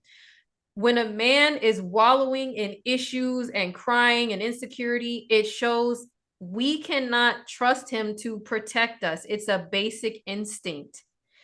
It's a basic instinct of femininity and masculinity in front of us. If they're like, you know what, I've got this, or even if they don't, we don't like a liar or a faker or somebody who's fronting, but at least present it like, you know what, I think I've got this, and go figure out the problem behind the scenes and how you're going to fix it, and tell us how you're going to fix the problem. Let us like talk to us like that. If we're not, especially if we're not your life partner or something, you know what I mean, we're not really there yet. If you do feel comfortable enough to express something, to say, well, this is an issue, but I think what I'm going to do is X, Y, and Z, then we won't really look at it as, ew, like a red flag, because you're showing you're action oriented, you're a problem solver, you're a go-getter, so we can trust you. Yeah. Like, we just have to feel like we can trust a man to protect us. I can't emphasize that enough. I've learned that so much the hard way over the last decade, especially over the last 3 or 4 Venus retrogrades. It's like every time I'm shown an upgrade of what I'm supposed to my checklist of like what to look for in a man in a relationship or whatever. I don't even know what to define anything these days with Uranus in my 7th and Neptune in my 5th. I can't say the word relationship without fumbling, because I'm like, I don't really know what that is anymore. But if ever I want a masculine presence in my life, whatever it's defined as, what they should have as qualities in order for me to ultimately be within my femininity comfortably, because for years I wasn't able to be. I had to be the, yeah, I had to be that, because to balance things out, I had to, and it drained me so much that I'm like, never again. And there are a lot of women, a lot of feminine, and I think that that's the outcry, April. I think that this is, the issue is being exacerbated now. Ding, ding, ding. Venus retrograde, especially Lilith and Leo as well. Yeah. Because so many of us ladies, whether you were born in the 90s, the 80s, the 70s, for years, societal norms has trained us to be part masculine, part feminine. Pluto and Libra. And as me and April always say, we have to go back and forth to strapping on our invisible nutsack. Do I wear it today? Hold on, let me get it out the closet. Like, we've had to live our existence like this Now we are realizing, hold on, Yeah. I've been doing this wrong, and I haven't been asking for my value, my worth, any of that. And the way that I have been presenting has been attracting feminine men, Yes. whether it be in one way or another. Yeah. Let's call a spade a spade. Yep. And unfortunately, is so many of us out here with that story, no matter our race, ethnicity, age, so many of us women, and we have the clients to prove it. So many of us are having this same conversation because for years we have dated these types of guys in different ways that has stretched us too thin when it comes to our masculine feminine balance. And now we've like had it up to here, but it looks like to the fellas we're asking for too much now. It looks like we're trying to be some entitled big head bitches. Yeah. And men are used to only paying that type of money for the prostitutes or the IG thoughts now. They want to pay that and do all that extra fancy smancy stuff for the IG girls and all of that. But now us regular girls who are working women, just regular around the way girls, LL Cool J, we just around the way girls. The around the way girls are asking for our value too. Like, motherfucker, I ain't no city girl, but you're not going to carry me any kind of way and not do shit, because I done did that for years. Yeah. And I been there, done that, got the t-shirt, and I don't give a fuck how mad you get about it. Go that way. Yeah. That's what is happening. I think that we're just loud and proud because this is years of destitute treatment and us not saying anything, us going along with it, us feeling like, oh, well, you know, he's doing the best he can. I don't want to be a gold digger. I don't want to ask for too much. I don't want to run my man off. Fuck all that. Bye. Yeah. Because I'm doing this shit all damn near by myself anyway. Bye.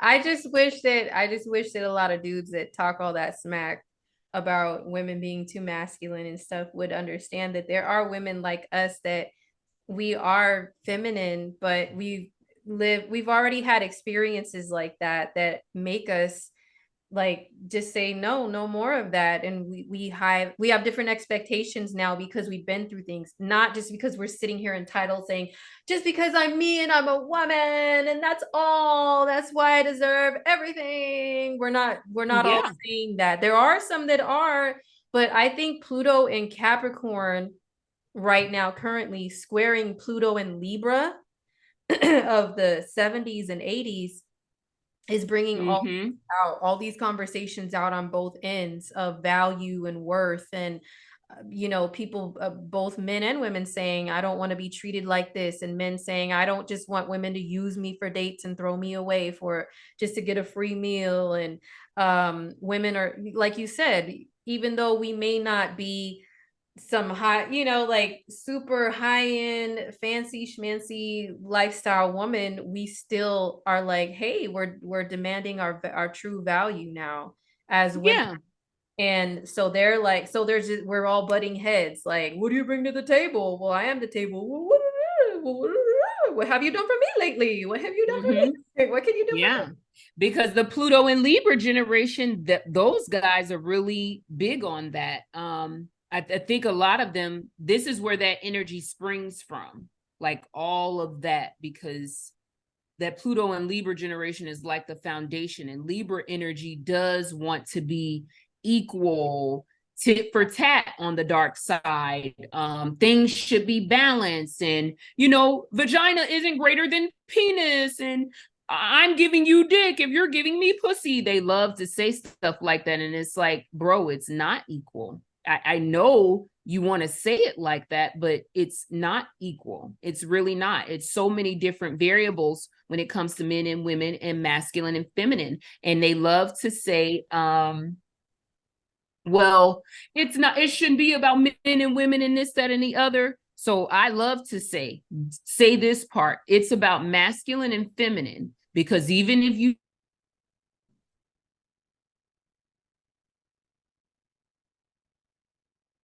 Uh-oh.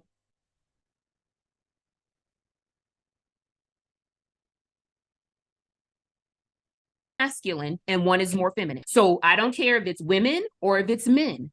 Whoever is more masculine is expected to do most of the man shit. And if you are uncomfortable with that as a man, you have to figure that out within you. You have to figure that out within you. If your level of manness is down here and you are dating women whose femininity is up here, of course you're going to feel like she too much. You need to date feminine who is right here with you. As my grandfather used to say, all pussy costs money. You just have to find one within your budget as a man. That just, and you can put that across the board, whether it be business, love, whatever. That's how you need to operate. I'm giving this is a user era when it comes to the masculine and pouncing, because it's more women on planet Earth than there are men. So you already by default have more selection. You have more selection. All you have to do is be your best self, be masculine, have some swag, and be able to provide protection and security, financially and physically. And then you're A-okay. So it's a few more components than just the one having a good job. You got to have a fucking personality, have some sauce, give her something to like. Because these dudes who love to say, oh, well, I got a good job, what's the big deal? These are the main ones when you breaking up with their ass who will call you a gold digger and say, oh, bitch, you was only fucking with me because of my money. But they only dangle their money to catch you. So it's one big maze of getting fucked. So that's why I say, ladies, do you. Be who you want to be. Date how you want to date and make them date you properly, because they are always going to have a problem. They always going to have a problem with the price of women. Always. Every man would love for women to just be free and in abundance. He can just walk outside and it's everywhere. Cloudy with the chance of meatball pussy is what he would love, but it's not that. So he's mad and he's going to talk shit and make podcasts about the price of pussy and how we're mad about it. That's what it all translates to me. And I hate I have to say it like that, but y'all know who Appy is. And that's what it is. It's true tea. They're mad. Why do you think? If Why do you think men that had is? money, Oh, because they would be more confident. because when men get money, they don't. When they have money, they don't bitch about what all a woman is doing and worry about all of that, in my opinion. Now, you do have some men who have money and are still scumbags. I'm not making it seem like that doesn't exist. I've met a few. I've dated a few. So there are men with money who are fucking scumbags as well, but he was a scumbag and didn't respect women before he got money. So you have those types as well. But even the men who are scumbags who have money, they still utilize their money or status to pull women. And you have to make them show and prove. Because a man with money will try. I dated a guy with status and money once before, and he kept sending me pictures of his Amex card, sending me pictures of his credit score, sending me receipts of his mortgage payments. Motherfucker, what is that doing for me? Are you taking me on a shopping spree to swipe that fucking card for myself? Yeah. Then I don't give a fuck what card is in your wallet. Is that supposed to make him look strong or something? I don't know. That's It more was supposed desirable. to, I guess, say, "Ooh, he's got a black card. Oh my god, he's got a black card. Oh my god." Wow. Let me act more right for him, because it's like they want you to act like a doggy, to like, you got Yeah. money. Yeah, that's what they're looking for. And it's like, I don't give a fuck, because usually the men who act like that are the ones who are the cheapest. The ones who want to dangle it, Really? those are the motherfuckers who are the cheapest. Or they're Learn trying from to, Appy, ladies. they're overcompensating for a lack of something else somewhere else. Whether that's personality or skills to make a woman happy, any other kind of way. Yeah, very true. Yeah. Very true. Yeah, I just think also just in the air, like a lot of this stuff can be explained by outer planet transits that are long term, that are pushing us into these scenarios and standards and all this stuff, and also people who were born in certain outer planet generations. I think they can all be explained with us as astrologers, or by us as astrologers. However, we're still human, and we're still going through the bullshit, and it's just still frustrating. I can't, because as much as we can break it down and understand it, we're not exempt. We're not exempt. We're still going to be dealing with the stupidity of it all. So this Neptune and Pisces era, I think people are not giving enough direct communication. I myself, I've learned hard lessons about that, and also not just from others not communicating with me, but me not communicating things up front and it biting me in the butt later on, and then saying, you know what? Yeah, from me giving too much expectation, and then I didn't really think, I didn't really communicate certain things from the jump like I should have, like my expectations. Well, because I attract a lot of men with mutable men, of a lot of Virgo men, and mutables will just take the surface of something and assume, and then use their imaginations, or it depends on the sign. Pisces, it will use their imaginations. Virgos will use their imaginations and their own logic and facts. And Sag will use their own facts and imagination as well. Gemini will just skim the surface and be like, yep, and just take that. Grab this from here, there. Yep. And that's that. That's all they need. Yeah. That's all they need to know. That's it. I attract a lot of mutables, and it's like they always jump, like we'll get into a little love affair or something, and then they'll be like, they'll step back or they'll ghost. And then I've had some of them come back to me later and apologize for that behavior and say, I'm sorry. It's just that I know you were expecting all of this, and that from me. And I'm like, who the hell told you that? Because it certainly wasn't me. I never verbalized that. But then again, I never verbalized anything about my expectations. We just fell into our little situationship, and I was just in bliss and enjoyment and thinking we're on the same page. And then they start to think, oh, well, because she displayed a little bit of romance, her romantic side, she's probably expecting this, and this, and I'm supposed to, and oh my God, and I can't, and then they run and then ghost and hide. And I'm like, what happened? I thought we were enjoying each other. They're over here. I even had one that I have a really intuitive, crazy connection with, that he sent me his fears of my expectations in my dreams. I have two of them like that haunt me every fucking day of my life still, but I've dealt with each of them. In a dream, they sent me their fears. Like one of them, because I always call my youngest son the baby. I still call him the baby. He's like my height, but we still call him the baby. So I know that I've said, oh, when he's been at my house and asked about things, oh, and I say, oh, that's the babies. He was probably thinking an actual baby, diaper baby.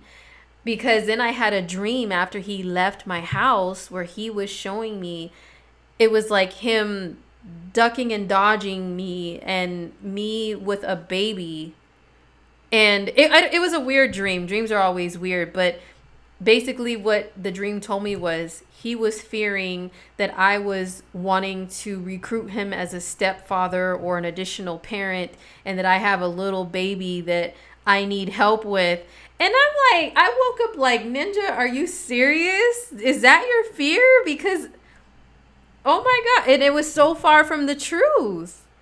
So far from the truth. But he told me in a dream what his Virgo fears were instead of verbalizing them to me. And of course, then he went ghost for a little while. And I'm like, oh my God, why don't you just tell me?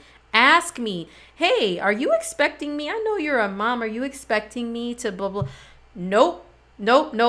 I had that dream. So when he did pop up again later, I verbalized it to him. I said, listen, I really like you. We enjoy spending time together. I just want to let you know, I'm not expecting marriage. I'm not expecting you to be a stepdad.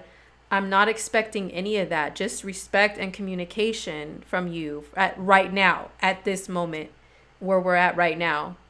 I'm just letting you know I'm not thinking about any of that or putting any of that on you at this moment. And he's like, oh, I wasn't even... Yeah, right, motherfucker. You were thinking about it. You sent me that dream. Mm-hmm. Yeah. Just communicate. Yeah. And I remember when he was acting like that with you, he was already giving you resistance and you were sensing shit. So it's like the dream sealed the deal. And it's like, I hate when mutables telepathically connect and communicate with us because we have mutable energy ourselves. And then when we read it properly, they're like, I didn't say that. We have facts about that. I never said that. Motherfucker. I'm the strongest of the mutable. Pisces. Okay? Mm-hmm. Confirmation. Y'all think we crazy, but confirmation. Yeah. And again, you were sensing his resistance before you even got the dream. Yeah. So he was already communicating that to me on a subconscious level. So and you were like, where is this shit coming from? Yeah. I'm thinking we're just vibing, having a good time, getting to know each other, chilling, kicking back. And this motherfucker is thinking I'm boo loving, trying to turn him into my motherfucking man. Yeah. And you weren't even on that vibe at that time. I'm picking out a wedding dress.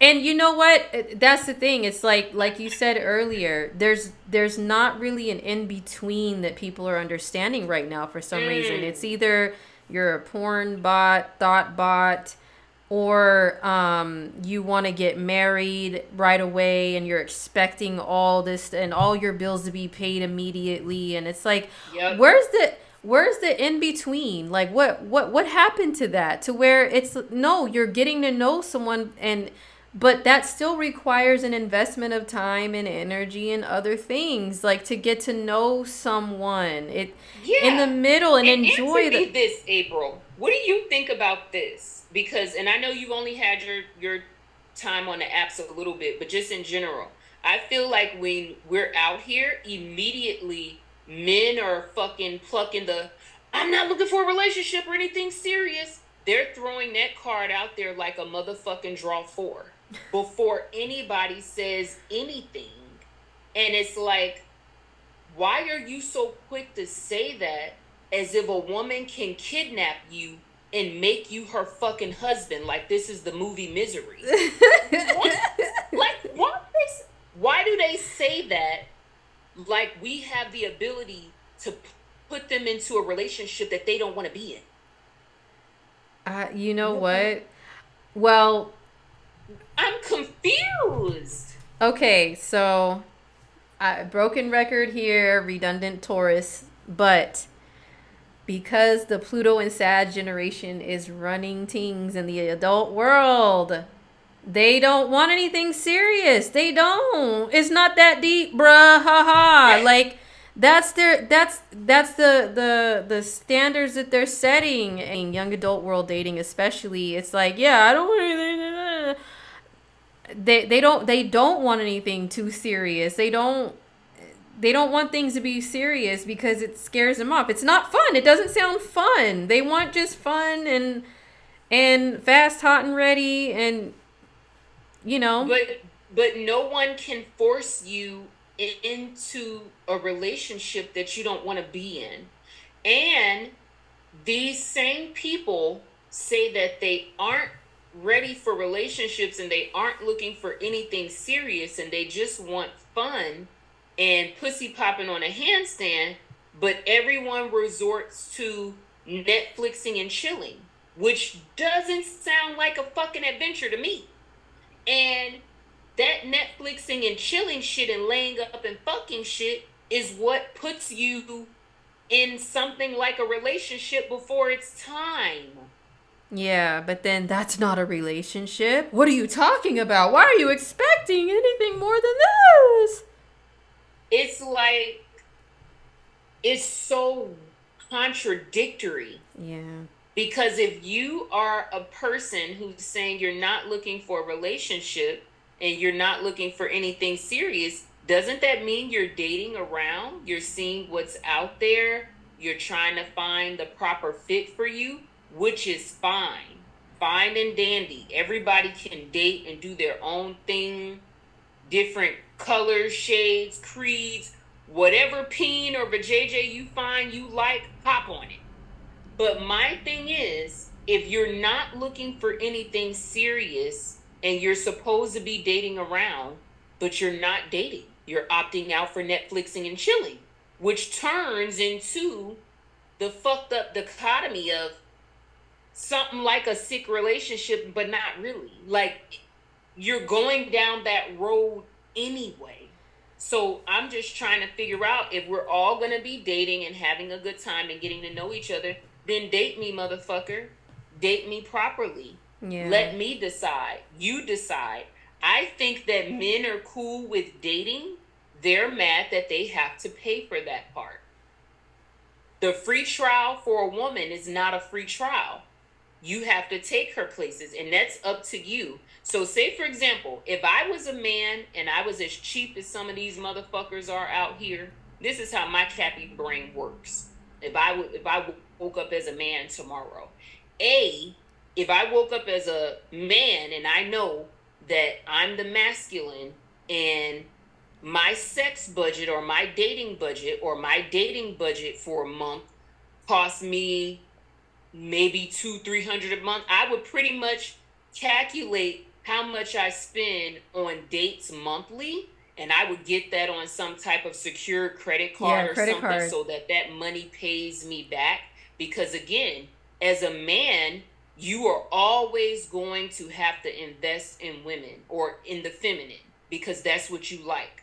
For you to exist and live and be comfortably sane, even science says you have to release your semen out of your nutsack or you're going to lose your brain. So if you know that it's healthy for you to be sexually active and that requires financial investment, I'm going to make sure that that's a priority. And then I'm going to determine, okay, how many dates does it take me to determine if I want to really get to know a chick long term? If that's 3 dates for me, if that's 4 dates for me, or whatever, maybe I want to calculate, okay, on each date I can spend upwards of $100 or $150 if I take her on 4 dates per month. I don't see anything wrong with a man taking out a woman that he's interested in once a week, or at least at minimum every 2 weeks. So if you are engaging her, I'm not saying you have to roll out the red carpet for a fly ass date every time, but there's a lot of dope things that you can do in your city if you get creative. Yelp, Instagram, so many fucking date ideas here, there, everywhere. Yeah. And you can make it not feel cheap, and you can make it feel fun and exciting. but you have to get creative. Most of the time, men do not want to put any effort in that way. They don't want to sit there and plan shit. They don't want to sit there and budget out dates. They don't want to do any of that. So of course they're gonna feel like, oh, she just wants me to keep doing this. No, you aren't being strategic with how you spend money on the pussy that you like or that you're interested in. So why are you getting mad with her because you don't know how to date efficiently? Because you don't know how to date within your budget. How are you getting mad with her? And if the women that you really like are outside of your budget and all the women who you have access to are not really your flavor, then you're going to have to step it up a notch, bro. I'm sorry. I have to step it up a notch in certain areas of my life. April has to step it up a notch in certain areas of her life. We don't want to fuck with thug ass goon dudes anymore either. So that means that we can't really frequent the local hood spots and bars and fuckery and our cute little feminine vibes. We know what we're gonna attract if we go in there. Yeah. So like, can we all just get really grown about this shit? Yeah, that's true. Yeah, and also, yeah, like I said, under Venus retro, I think about what is it about me that doesn't attract masculine enough dudes more frequently, and what is it about me that makes them not look at me as being feminine enough for them to want to protect me, want to court me properly, and all of that. Is there anything that I can change without completely just changing myself and being fake, but just some little tweaks here and there to tap into my own natural femininity and allow it to come out a little bit more? We lost the app somehow, but I'm just going to continue my point. For example, so yeah, I observe what qualities in women men tend to gravitate towards and really think are feminine.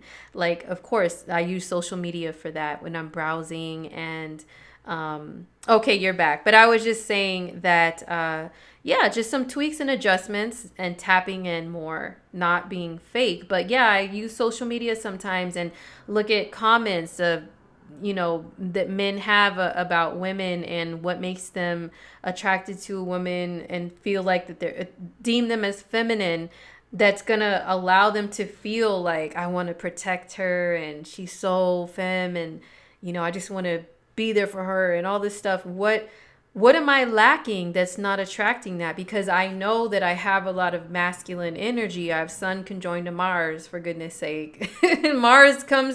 Mars is before the Sun, and then Venus is after the Sun in my chart. So, and my Venus is conjoined to Chiron. Femininity is something I possess, but it's been a difficult journey to really feel comfortable and relaxed and safe and secure to get into it and like fully. So I do have a lot of masculine energy. I said it in a Instagram video. It's mostly because of my chart, number one. Number two, how I was raised, mostly by a man. What am I supposed to... What about women like me this is our nature? You know what I mean? What are you going to do to balance us out? But also, I've been looking at, well, what can I do to show more of that? Maybe wear a little bit more lighter colors, because I'm a Scorpio. I love wearing black. I love wearing sunglasses and doing the Aaliyah hairstyle, covering my, you know what I mean? Like being a little more mysterious. But what can I do to exude more femininity out there by how I dress? Because unfortunately, humans, especially men, very visual creatures, they're going to judge you in certain ways, which I hate. I hate so much. I have Uranus in the first, and I have a whole 7th house stellium. So what you see, what you think you see, is not what you get with me totally. With anything about me. What you think you see is more than 90% chance that it's wrong. So same. Yes.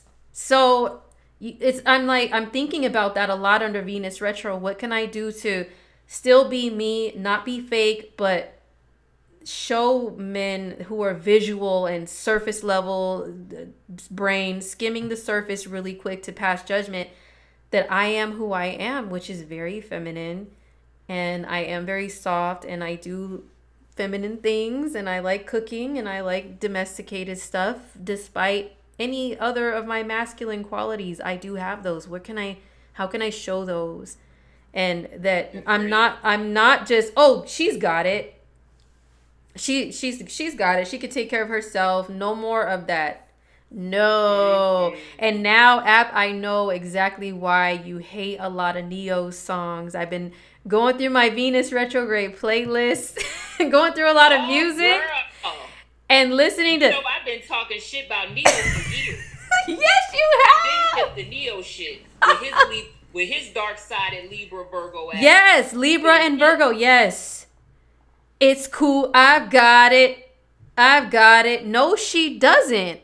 Get off of your soft feminine ass and you get it. Now I see why you despise songs like that. Even Boosie, I love Boosie, but you know what that mean, man?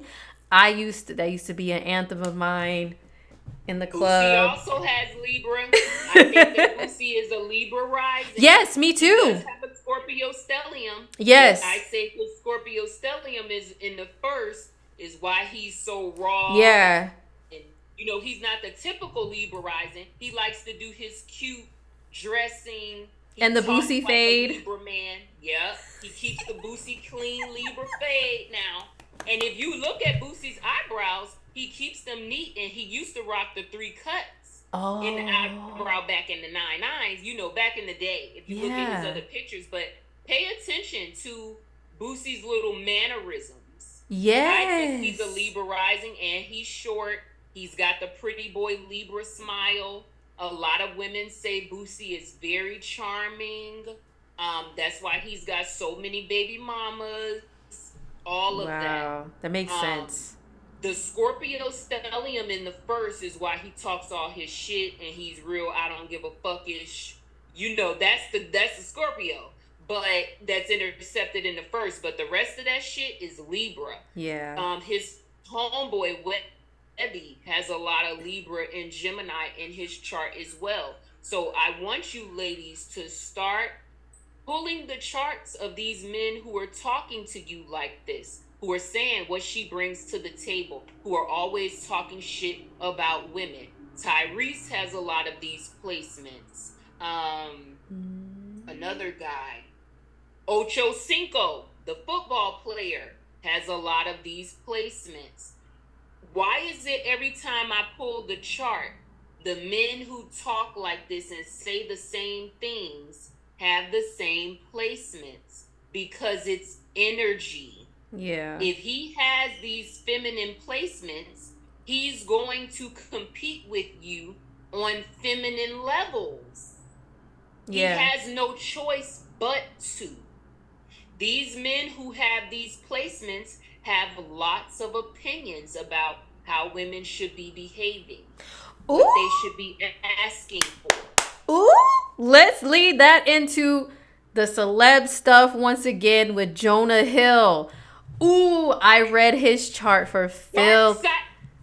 Girl, he's got the Libra and the Virgo too. Yes. And a Cancer. Yes. He's a Cancer moon in the 6th. What else was he? What's his rising? Was it Capricorn his rising? Is like mid to late Cap. Yeah. But he had also, it was like that combination. And he has, okay, so his antics were an example of Venus retro conjoined to Lilith. When she first conjoined Lilith the first time, big time, because his ex-girlfriend, she's a surfer, she's a influencer, whatever, but she's out there and she's showing pictures of her body, but it wasn't in a thoughtish way from my understanding. She's a surfer. I mean, she's barely wearing anything sometimes because of her profession, but he had issues with that. And I was explaining when I was breaking his chart down on Instagram that there are men that have certain energy combinations like that they will expect their woman to not to reserve, be more reserved and reserve all of that femininity for them. And they feel a type of way if it's shown off Even if it is something innocent like that. Yep. And he has Capricorn energy. He had 10th house. He has Saturn. I think he also has Scorpio, something or another. So I read his chart and I'm like, I understand why he's like that. I'm not condoning it, but it's just like, and he was just saying, hey, this is something I'm not comfortable with, and da da da. He has a 6th house Cancer moon. He Yep. expects purity and innocence from a woman. Ultimate feminine mother energy and virginal Virgo energy combined. He expects that from a woman. I think he should have communicated that right off the bat, knowing she's a surfer and she's wearing bikinis and she's taking photos. This is the thing, and I have Virgo guy friends that I've known and Virgos I've been involved with too, that I look back and I realize, oh, okay. And ones that had the combination Virgo, Cancer, and all the other stuff, that if you're not comfortable with a woman, your woman showing off her stuff, her femininity, don't date her. See, I have a friend, Yeah. Virgo. He's got Virgo, Venus, this, that, 10th house, all the same type of energy stuff. And he was telling me that he was dating an Instagram model type of girl. And that he was like, you know what? I had to let her go because I'm too jealous. He was like, I can't handle it. I can't handle that because she did like some sort of like stripper stuff on Instagram or social media, right? And so he's like, I really like our bedroom life. I don't know if my kid's still here, so trying to censor a little bit, but he's like, I love our intimacy, but I can't stand that she's online showing it off for other men. But it's fire between us, you know what I mean? But he's like, I'm gonna have to let her go because I'm too jealous. And I'm like, you know what? I'm glad that you recognize that. And he's like, yeah, maybe I need someone who's a little more innocent. Yes, sir, maybe you do, especially with your Virgo energy. Maybe you need someone who's a little more innocent and pure in your eyes, who stays covered up and hidden and shy, maybe you need to date a woman like that, because the bad bitches, you like them, you like to sleep with them, but you can't handle them. Like, you're too insecure. So I mean, you know what I'm saying? Girl, he's gonna do it again, because this is the thing. 6th house men, 4th house men, they are very interested in how a woman should be behaving. Yes. Me and you have had this conversation a lot. Sprinkle in some Saturn too. He has Cancer placement. Yeah. Yeah, the Saturn as well. If he has, because 10th house women are very much so into how their man should be acting, and I'm the wife, and so yes. 10th house and Saturn comes into play as well. But the watching and the nitpicking, the what are you doing, what are you up to, very 4th house shit, very 6th house shit, babysitting their mate. Yes. Babysitting them and what they're doing. And that's what I'm saying. But see, Jonah knew she was an influencer and surfer when he was dating her. Yeah. He slid in her fucking DMs. They are on social media perusing and finding the pussy that they like, but then not man enough to handle her status or who she is, how good she looks. Other men wanting her and designing her because in their eyes, wow, she's got all of these options. She can just leave me at any time. Yep, because she is a bad bitch. She can leave me at any time. And if she's online parading the goods, another man is going to see it and like it just how I did and slide in her DMs. And before I know it, she's gone. Yeah. So what they do is they want to pick this beautiful forbidden fruit and cast her away into the shadows. And now he wants her to dress and act like a fucking nun because she's with him. Yeah. Fuck you, Jonah Hill, and everyone else who acts like him. Yeah. Because you do not get to select a woman and then try to cloak her femininity. That's what makes her special. Yep. How you gonna cloak my shit? The very light that attracted you. Yes. Thank you. Thank you. Girl, And bye. Yes, and that's another Yes. video I put out on Instagram too, just to let the dudes know. But this is why me and you have talked about this, April. Yeah. We've talked about this, girl. Remember, me and you have talked about how these guys will then turn into the dark sided fourth housers and sixth housers who only fuck with the uglies and the basics. No offense, ladies. Yes. But these are the men that's what they do. They turn around and fuck with the uglies and the basics and then treat her like a man.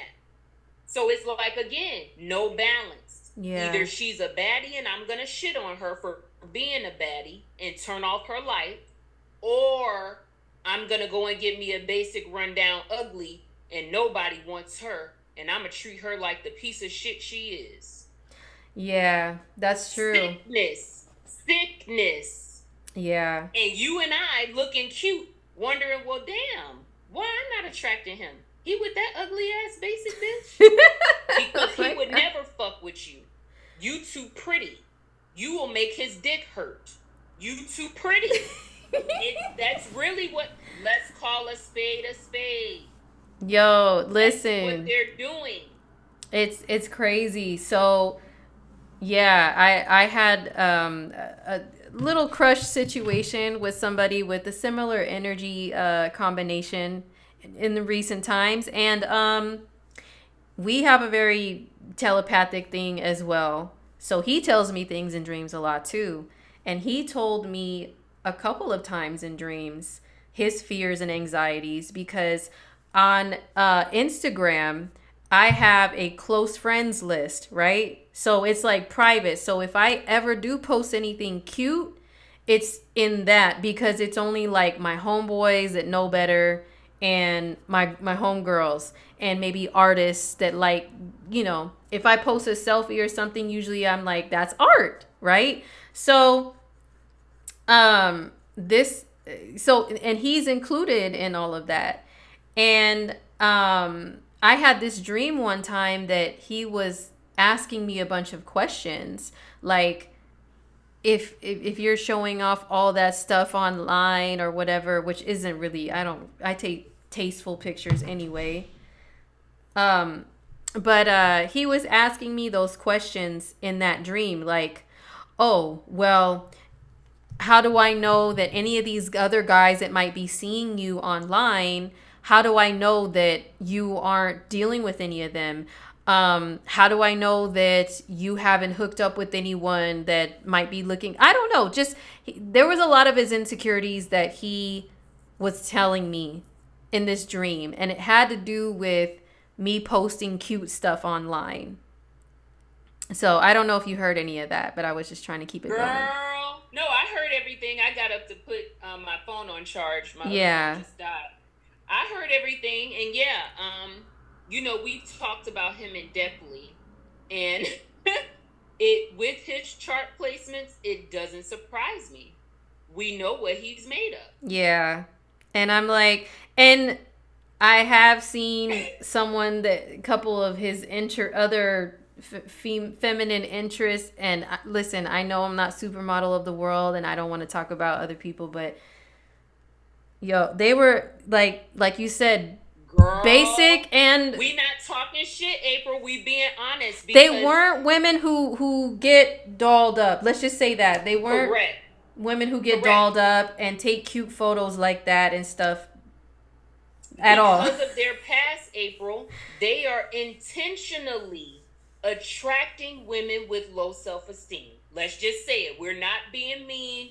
For the sake of the conversation and entertainment, I called them basic bitches. Yes. But these men, because all of us ladies listening, all of us femmes, at one point, we may have been the low self-esteem basic bitch who was preyed upon. Yes. So I'm not saying it from a mean perspective, but just know the fellas who we are alerting you of, they seek out women with low self-esteem who are not dolling themselves up, who are not bringing a lot of attention to themselves because you feel safe. Ain't nobody else looking at you. It's He knows it. crazy. Because I'm like, he know ain't yo, nobody man. looking at you. And it's like, Yeah, because I'm like, listen, little, and it's like, ninjas like that won't even talk to me enough and give me a chance enough to know that I don't even care. I don't care. I don't want any unwanted attention, and that's why I like isolate and you know what I'm saying, and like if they protect bringing you the real myself. you not even that type of girl. They wouldn't. I know they wouldn't even know that I have been totally celibate for years now. Sadly, because of shit like that. Because they don't even give anything a chance. Like these dudes that I think are just top notch and bomb, they'll have those insecurities and they'll just, and I'm like, if you only knew how much I'm not a thought bot. I don't care about likes and heart eye emojis and all that. I don't care about any of that from all these ugly ass fools. I don't want any of that. But if you gave it to me, I would want it. But they're thinking, if she wants it from me, she must be wanting it from everybody.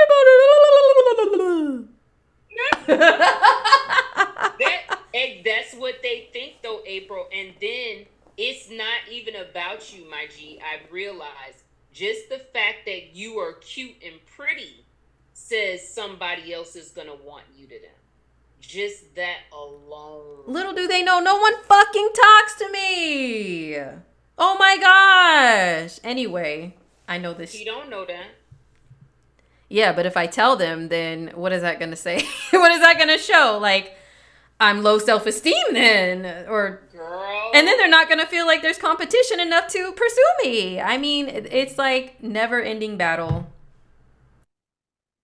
So, Venus retro personal stories and accounts. So, my love life is dry as cat litter, as the Sahara, as sandpaper. So, I don't have too stories. App is really going to have to entertain everybody on this one. I only have. Oh gosh.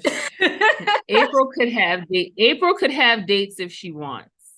April wants all of her dates to be juicy, vivacious, vavoom. I want them to talk. They don't talk. Nobody. Dates have to start out from conversation. Nobody talks to me. Where is a date gonna come from out of? Or nothing. I mean, where's a date gonna come out of that? I would love a date, but I think April needs to go to some different type of places, some different networking events, and shine her beautiful face in those spaces and go in there and be a flirting, dancing mermaid. I need to do in those spaces. In pink and a dress like this. Yes. That's why I said I'm really trying to work on my femininity a lot more. How do I make the outside match the inside? See how cute and pretty April is looking right now? I want her to go to a finance event because she's a Taurus. She loves men in finance. She loves men who can count their dollars and their budgets. Yes. And they smart with their wallet. She loved that shit. Yeah.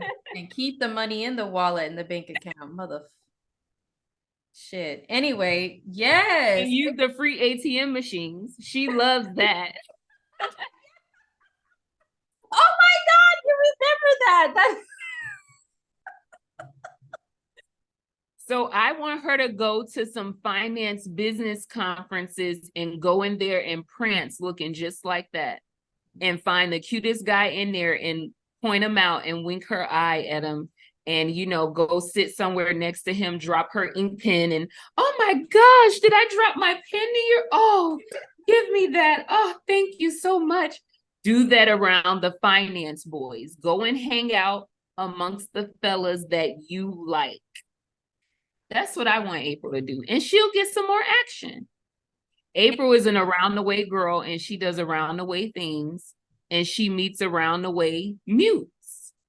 Well, in my opinion, I go to other spaces now since I've explored other areas through different types of work I've been doing and moving around, physically moving my residences to different areas. But Yeah. I think I just need to not make myself fake, like I was saying before, fake to be somebody else or anything, but go within and figure out what makes me femme and just bring it without more. And I've also been observing and reading what men deem as being feminine, what catches their attention, and just trying to meet in the middle somewhere that's still authentic and true to me. And I'm not being someone else, but like just tweaking it a little bit so that I don't reflect just I'm Lilith Vixen that you could just use and toss, or that I'm a witch that wants to eat Yeah. your soul or something. And I'm not scary. Yes. So that's why I know men and pink and white. I've been rocking more of those lighter colors, lightening up my makeup just a little bit. I'm still me. I still do the fifth house moon cat eye. I can't stay away from her, but I'm wearing pink eyeshadow, lighter colors, pink light. I'm trying to, I know that that is traditionally feminine. I'm not that much of a traditional gal at all. But the type of men that I really love, they are not seeing me because I'm not traditional femme on the outside. And I hate it so much, but Venus retro really makes me go within and, like I said, work it all out, figure out what's true to me, but meet in the middle with all that. So I could be Wow. and recognize. So it sounds like you are, from what I'm hearing, it sounds like you're trying to switch up your approach. You want to attract a different type. So let me be more femme or express my femininity in a way that doesn't scream sex kitten. Yes. Yes. Because I'm a Scorpio. I rock the black. I rock the black vinyl gear, the chains, all that. I love it. That is me. But this is also me because I'm Venus ruled. I'm both. I'm a bunch of different. Yeah. So it's like tapping into that part of me a little more and bringing it out more, instead of, and save all the Scorpio stuff for when I'm chilling with the homies, the artist homies that I have zero attraction to at one of their events, just being a homie. You know what I mean? Yeah. So Yeah. yeah. Yeah, I struggle with that sometimes too, because it's like I really get mixed up with just feeling most men are seeking on the surface what they're sexually attracted to initially, whether they're expressing that or conveying that to you or not. I feel like the way that they go about letting you know that is predicated upon what he wants at the moment. Just that's how I feel personally. I feel like they all are seeking that from us initially. And based upon what he's looking for is what how he's going to issue that. So if he's just looking for a fuck around, a hangout or whatever, then he'll say like, I'm not looking for anything serious. He'll throw out there, I'm not really trying to date type of shit. But if he's looking for a relationship, he is going to let you know that very early on. And I've had these experiences happen to me. You remember when I met the author in the fucking grocery store and he wined and dined me from start to finish. He was looking for a relationship, but I ended up not being interested in him. But if I wanted a relationship, he was readily available for that. So I feel like every single man knows exactly what their intentions are at the moment. He's just not going to, he may or may not convey that to you, but all of them, their initial entry is to have sex with us. And women need to understand that that's masculine. Like that is the basic form of masculinity. It's Mars. And it doesn't mean that he's a piece of shit guy. It doesn't mean that he's awful. It doesn't mean that he has all of these ridiculous, awful names to label him as because he wants that, because this is the same for our sons, our nephews, our fathers. That's their basic primal nature, is sex first. And then The rest of it is him determining if he wants more from you. So making it so much about us and all of that shit, no, it's more energetic. Now, if you need to do all of that extra shit for your self-esteem, yes, have at it, because the better you feel about yourself, the better you feel about what you're conveying, that's going to make you want to attract the best. That's what's going to make you say, oh no, I'm not fucking with bullshit. I'm not fucking with low vibrational heathens. It's what's going to make you step your pussy up. So do all of that stuff for yourselves, femmes. Do all of that stuff for yourselves. But don't ever let what a man is thinking about control or dictate that shit, because you'll be bending yourself into a fucking pretzel trying to please these motherfuckers. Oh my God. Don't you ever. Yeah, I've already been there with that. You already know that, because you know I've cried to you about all this stuff. Like, why am I invisible to men unless they are drunk or homeless or something weird about them or mentally deranged? Why? And so I'm like, and all the men that I like, they end up with the basics. And so I'm like, maybe I need to be basic and not really wear makeup at all. And maybe I need to. But now I'm like, you know what? That is so stupid and exhausting. Let me just tap into my own femininity, true to me, and just bring her out more. That's it. I'm still I still wear makeup. Turn me up. Turn myself up to the max. Yes, turn myself up, because I did exhaust myself, like you said, bending over backwards. Like, well, he likes basic bitches, so let me be basic and plane myself down. But come on, I'm Uranus in the first. I'm a weirdo. I'm a rebel. I'm a bunch of things, and I can't tame all of that. I can't. I can't. She's gonna come out. I'm gonna have to wear... dudes like that. Dudes like that, April, they smell the low self-esteem ones. They smell them. They're seeking them out. They can see that you aren't that. Energetically, you don't give that. So that alone. And then I say the same thing to the guys. They're walking around avoiding gold diggers like the plague. They know you don't have shit. You're fine. Calm down. Like, they get up and they walk around and complain about gold diggers and women doing this, that, or the other, but they haven't had a date in over 10 months. So what the fuck are you talking about? Nobody's getting over on you or doing anything to you. So what are you talking about? It's like, that's why I said a lot of these things are preconceived notions and water cooler and podcast talk and chatter. And people are fabricating these things in their mind, which is Neptune and Pisces. Yes. That's Neptune and Pisces right now. I can't. So, yeah. Yeah. So needless to say, I don't really have any dating stories that are updated, but I have an update to our last Venus retrograde live stream that we did when it was in Capricorn at the end of 2021. I went back and reviewed it before doing this one. And you had said, you asked me, well, Venus rules your 7th house.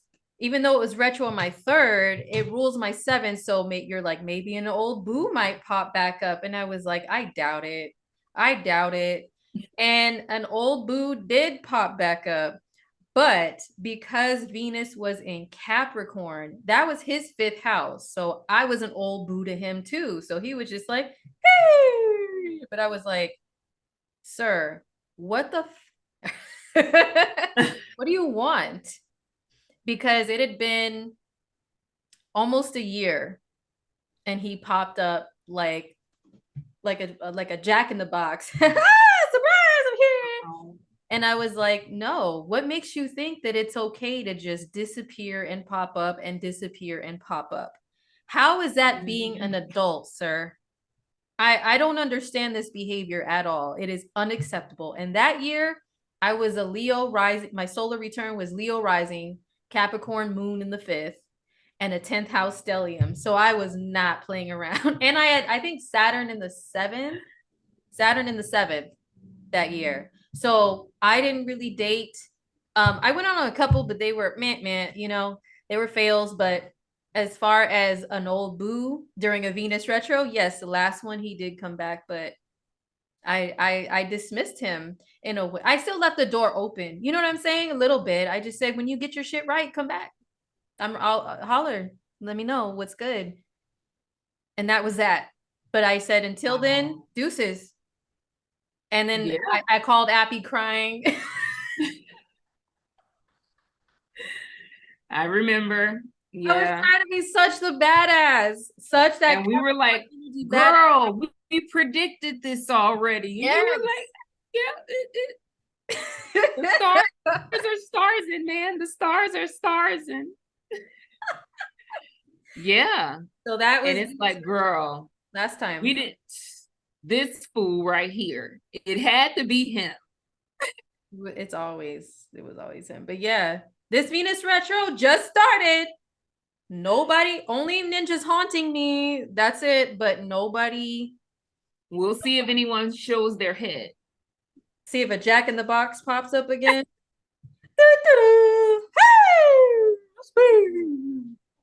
Well, I mean, hey, I've been getting dates, but hey, I was dry as a cat's ass as well. You guys can ask April.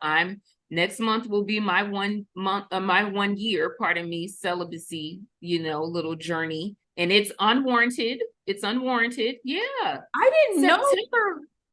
August, September was the last time I had the annoying ass Tampa Bay. You remember? Libra, somebody Libra something. Yeah, the one that I was actually, around most of the time. I'll remind you in the chat. Yeah. But yeah, him, that was, girl, the year has flown. That was August, September of 2022. He and I. So yeah. Life was dry, but I didn't know about the celibacy. It's been dry. I haven't been dating or anything. This is just popping up because my Lilith return has been happening during this particular Venus retrograde. So guys have been popping up and dating me, but I won't say that I haven't tried. I've just been getting a lot of packages that are not appetizing. Let's say that. Yeah. And Appy is not into the tiny Tims. I'm not into the small timbers or anything like that, So yeah. Girl, talk. So it's like, so I'm not really gonna partake if it's not really, it's not giving what it needs to give, so I will say that guys have been pulling up and being very chivalrous, very nice. They've been jumping through my hoops because it's my Lilith return. They've been taking me to the movies. They've been, doing little stuff like that, but it's been janky. It's been Venus retrograde janky. So the first really great date I had, he was a younger guy. He was like 26, 27. He was cool, and he was 27 because 27 is my cutoff typically. And he was cool, but he was going through a lot. His mom just passed away. He really wasn't, in the proper headspace to be dating. It was a lot of background shit, but he was cool as fuck. Had to throw him back. Then I met another one. He was cool as fuck, but just went through a really traumatic breakup, still, attached on the other bitch. And oh my God, I'm trying to get over her. But it's just like, oh my God, I can't. Like, I don't want anyone who just got out of a situation still attached to somebody else. Beat it. Venus retrograde shit. The next one, he was a double Aries most recently. If you guys have been following me on Instagram, I've been talking shit about him. He was really cool and everything, but a lot of Libra, a lot of Virgo, 7th house energy. So it's like, I feel like they jump through my hoops and they do all the stuff that I want initially. Yeah. And then it's like one and done or twice and done. And then they want me to lower my expectations to continue to deal with them. And it's like, no, I don't even like you that much yet. It's like they they want to hurry up and get the entry process over. And it's like, it doesn't happen that fast. Like, and these motherfuckers won't even be giving you enough of their personality for you to be enchanted. It's like, how are you going to be restrictive as fuck with who you are, but want us to move fast? Make it make sense. Oh my God. So what is that about? You're restricting yourself from me. And in April, here's the thing. We are fucking cosmic counselors. Yeah. We are counselors as a profession. So we can tell when someone is resisting us. Not to mention we're fucking Pisces moons. So it's like these dudes will be out here being so fucking cloaked and restrictive, but want you to move fast and give all of yourself to them right away. The fuck? I know. It's like, I don't even know you. So what was going on earlier this year? It was not Venus retrograde, but there was another transit that was stupid. Maybe Mercury retro. I don't know. But at the beginning of the year, and remember, I went on a quote unquote date off the dating app, and that was the last one before I shut that whole app down because I was done. Remember that? So yeah, I this guy, we were talking, we were joking, we were cool on the app. He hits me up, hey, come out with me today, blah blah blah. I was like, hey, some action, spontaneity, Mars, yes. Where are we meeting up? And he told me, anyway. Ended up being this whole thing where it was like him and a bunch of friends. And I didn't even really get to sit down and talk with the man until later, after I'd already talked with all of his homies and gotten to know them. But he was like off doing his own thing. And I'm like, what the hell kind of date is this? What else is going on tonight? Let me see somewhere else I can go. But before I left, I talked to old dude. We sat down and talked. I wasn't really feeling his personality. And he was like trying to hug me and trying to do all this stuff. And I was just like, bro, I don't even know you. I don't know you yet. And then he asked me before I left, so what do you think? What would you think about tonight? Am I going to see you again? I was like, and he was like, come here, and trying to hug on me. And I was like, listen, I don't even know you. We didn't really get a chance to talk. How do I know if I like you? I do not understand. Am I just girl? This is what they do. Like, they're trying to rush a vibe. Yes. This is what they do. They're trying to rush a vibe, and it's really giving, do you speak dumb bitchy? Because you must think I speak dumb bitchy if you're gonna come over here and be hugging up all on me and acting like you sat here and engage with me properly to get to know me. Yeah, they're looking for chicks who are thirsty for attention. I'm thirsty for words, mother. Words. Why is that so hard to ask? It's so crazy. So anyway, what about during this Venus retrograde period? Have you had any crazy experiences yet, or is it just the dry?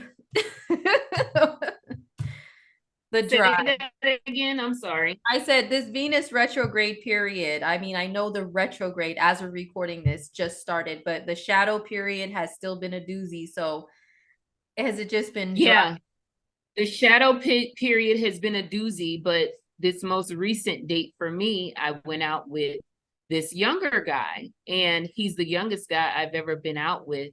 And I feel like he pulled a young dude okie doke on me. And it's like, motherfucker, I'm 35 years old. Why are you acting like this is some shit that I don't know? Like, to make a long story short, he asked me out for date number 2. And date number 2, he just did a whole bunch of fugazi, cheap switcheroo, picking the lesser option. We were supposed to go to dinner, and he ended up not even wanting to buy my dinner, or he ordered for me some whack shit that I didn't want. It's like he was trying to control the vibe. And I don't know if he was doing that because of his spending budget. And it's like, you really shouldn't fuck with older women if you aren't prepared. I haven't talked to him since then. It was just a really bad Venus retrograde. I'm not being valued properly. Why did I even fucking come out here to chill with you? Even though, you know, he paid for everything. It was just the treatment and how he was paying for everything. It's a no. It's a hard no for me. And it was too many little nuances I was noticing, like, because of his age, and I'm not saying every single guy thinks like this, but there were little nuances that a guy, I guess his age, would not know if it wasn't taught to him, or if a woman hasn't said, hey, you need to be doing this and this for women or for females in general. And I'm not the bitch to teach him. I don't have time for it. I don't feel like it. Hey, if you want to go out here and teach their ass and learn them and grow them up, have at it. But it was just like, no, I'm not digging it. It's not for me. You need to do that simpleton shit for a little girl your age. She's gonna be okay with all of this. This is gonna be awesome for a chick your age. You said you was ready to rumble when you fucking rolled up on me and asked me for my goddamn number. You said you was ready to motherfucking rumble. And you agreed. Because I told you what the fuck it was. So you brought your young ass over here playing with me, and you can't play motherfucking hardball. So you gotta step. Go over there and put your training wheels back on. Next. Dang. Next in line. Yeah. Next in motherfucking line. So that was that. And that's my Venus retrograde. Now I am talking to someone. He's a May Gemini, and I kind of like him. He's a musician. So yeah, but we'll see, because we haven't had a first date or any of that stuff yet. We're just, you know, chatting it up on the phone, and he's got a lot of other shit going on that he told me about initially. So I'm letting it slide, you know, because usually I'm the type, once I give you my number, we need to be planning a date within, you know, the next 72 hours. But you have a max of 7 calendar days. But if I've been talking to you for 7 calendar days and no date has been planned, get the fuck out of my phone. Yeah. There's nothing here for us to conversate about, bullshit about. I'm not looking for friends. I'm not looking for flunkies. I'm not looking for platonic hangouts. I don't want to go to the park with you. I don't want to meet up at 7-Eleven. I don't want to go to Starbucks. Whatever the fuck you think this is, if you can't link up with me and be a man in 7 days to see if we have an actual vibe and connection, fuck you. Plain and simple. Next. Yeah. Maybe you got more time to dilly-dally. I don't. I got shit to do. I got big motherfucking fish to fry. And a grown-ass man playing in my phone for 7 days plus, and he ain't doing shit for me or my life? What? What? Yeah. Doesn't make any sense. And if you take that personally, fuck you. You have more time on your hands. Simple. Capricorn teens, man. Don't be wasting time. So let's jump into these celebrity stories, girl. Oh no, what? Let's talk about our offer, and then we'll jump into the celebrity tea. Okay. Let's talk about our grandiose. So we have something special for you guys, because we know that as a duo, a lot of people really do like our energy, and like us to read for them.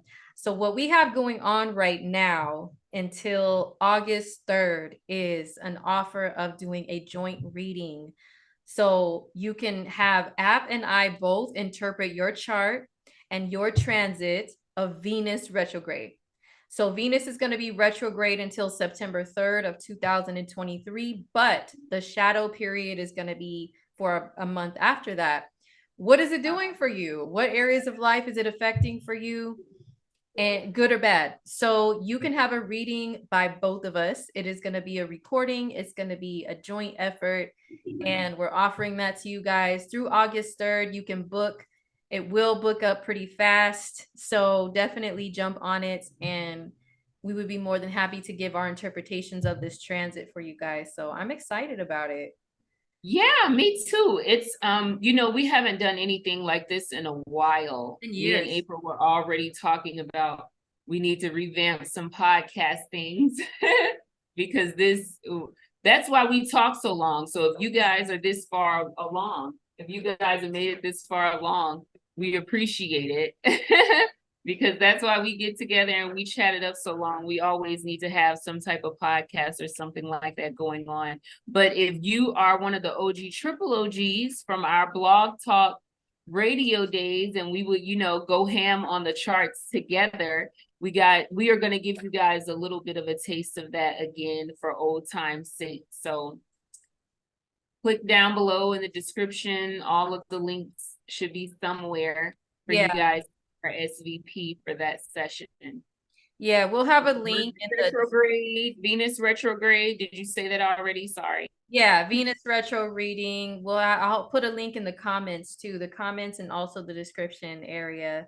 So we will do a joint reading for you guys. So yeah, go ahead and check that out, and we'll be in touch if any of you book with us. But yeah, we're gonna go ahead and jump into some celebrity stuff, and then we're gonna wrap things up with this Venus retrograde chat. Sorry, it's a little choppy. There's some Uranus in the air that's been messing with me really badly. So we've had technical difficulties, but we're getting our chat on still. So yeah, we're gonna dive into some celebrity examples of Venus retrograde popping up and showing up and showing out, especially being conjoined to Lilith. It's been wild. So very much so. So just to wrap things up, some trending topics that have displayed Venus being in retrograde. We touched a little bit on Jonah Hill and his girlfriend, that situation. That was definitely Venus retrograde, especially conjoined to Lilith. Like, don't tell me what I can and can't wear. Don't tell me what I can and can't do with my femininity. That situation. Also, the one between Keke Palmer and her boyfriend. You're a mom, though. And that whole, I swear, I can't. I mean, I understood his point a little, but at the same time, if you want a woman that we've already said this a bunch of times already, so I don't really need to repeat it, but you already know what you're getting into. Why get upset about a woman expressing her femininity just because? It's not always to attract dudes. I posted a video saying this the other day. Ask girls, is it just me, or is it not even about them most of the time when we get dolled up? It's because we're ruled by Venus. Venus rules beauty products, perfume, doing our hair. Like, that's a part of us as women. Venus rules beautiful, fragrant flowers. We're supposed to, by nature, being Venus ruled, be that all the time, or we have a desire to be that just within us. It doesn't always equate to like, that's not what I'm trying to get. It's just la la la. This is for me because it makes me feel good. So just like there might be some guys out there that maybe they're a gym rat because of their Mars energy. They like the adrenaline. Maybe they like looking in the mirror at their own muscles flexing just because. And maybe the motivation isn't always to get out there and grab a woman. It's just like, this is how you naturally want to feel and look. So I think with both those situations, that was probably the case with those ladies. And there's just men with different energy combos, certain energy combos that they can't handle even that. They want their Keke Palmer situation. I was annoyed with, of course, because every woman and a lot of women are either going to be in this position or have been in this position.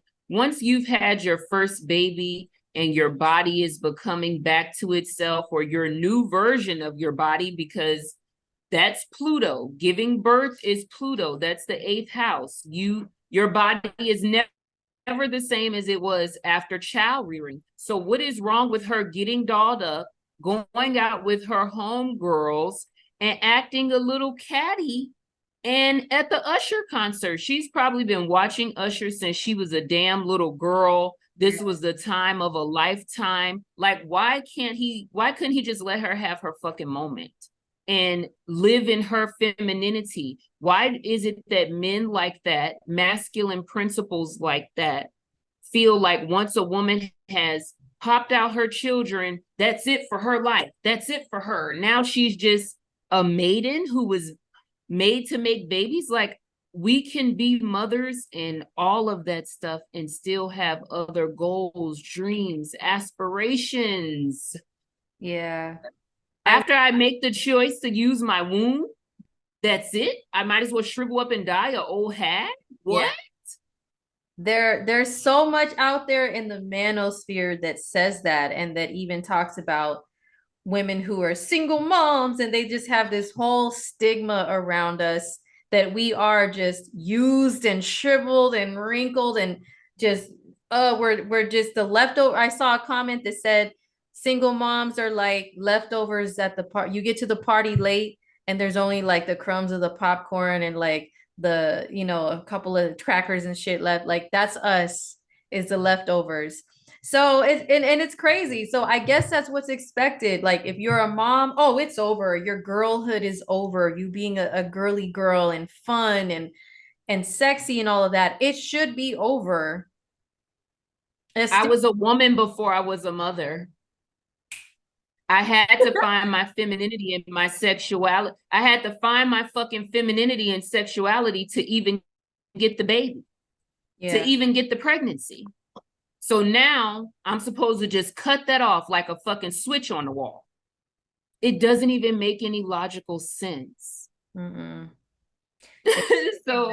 the Keke Palmer situation was definitely Venus retrograde in Leo, because Leo does rule a woman and her cubs, her children, when she, you know, when she is the cougar or the MILF. Now that's Leo energy.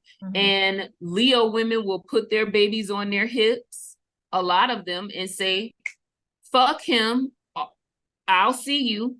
Because as we know, Leo women, when they have babies, they keep it pushing. They don't sit there and, you know, they still live high. They still get dolled up. They're still Queen of Wands. I have a homegirl who's a Leo moon, and that is her. She has pushed out 4 babies. Yeah. She works out, makes sure her body looks good every single day. She's still flexing and flossing in her fly dresses and all that stuff at the grocery store in her heels with all her babies hanging on her. Like, girl, yes. Leo all day. So Venus retro in that sign, and Lilith, which is boss energy, like it's the uninhibited feminine. Do not try to cage me in feminine. So Keke also has her Chiron at the later degrees of Leo. So this Venus retro just touched that and then went backwards. So that's why that situation came about. So watch this shit with the Venus retro touching it and going back.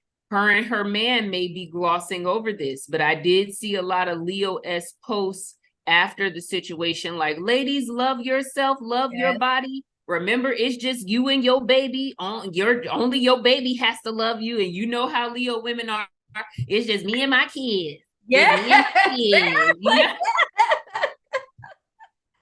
Fuck these dudes. It's just me and my kids, girl. That's Leo all day. And Keke was doing those type of posts after all of this happened. Now, her and her man may be glossing over this a little bit, but I guarantee you, when Venus goes direct and mashes it on that ass and touches her Chiron again, they will revisit this in their union. This will come back up again, because the retrograde gives us glimpses. It gives us a snapshot. So, That's,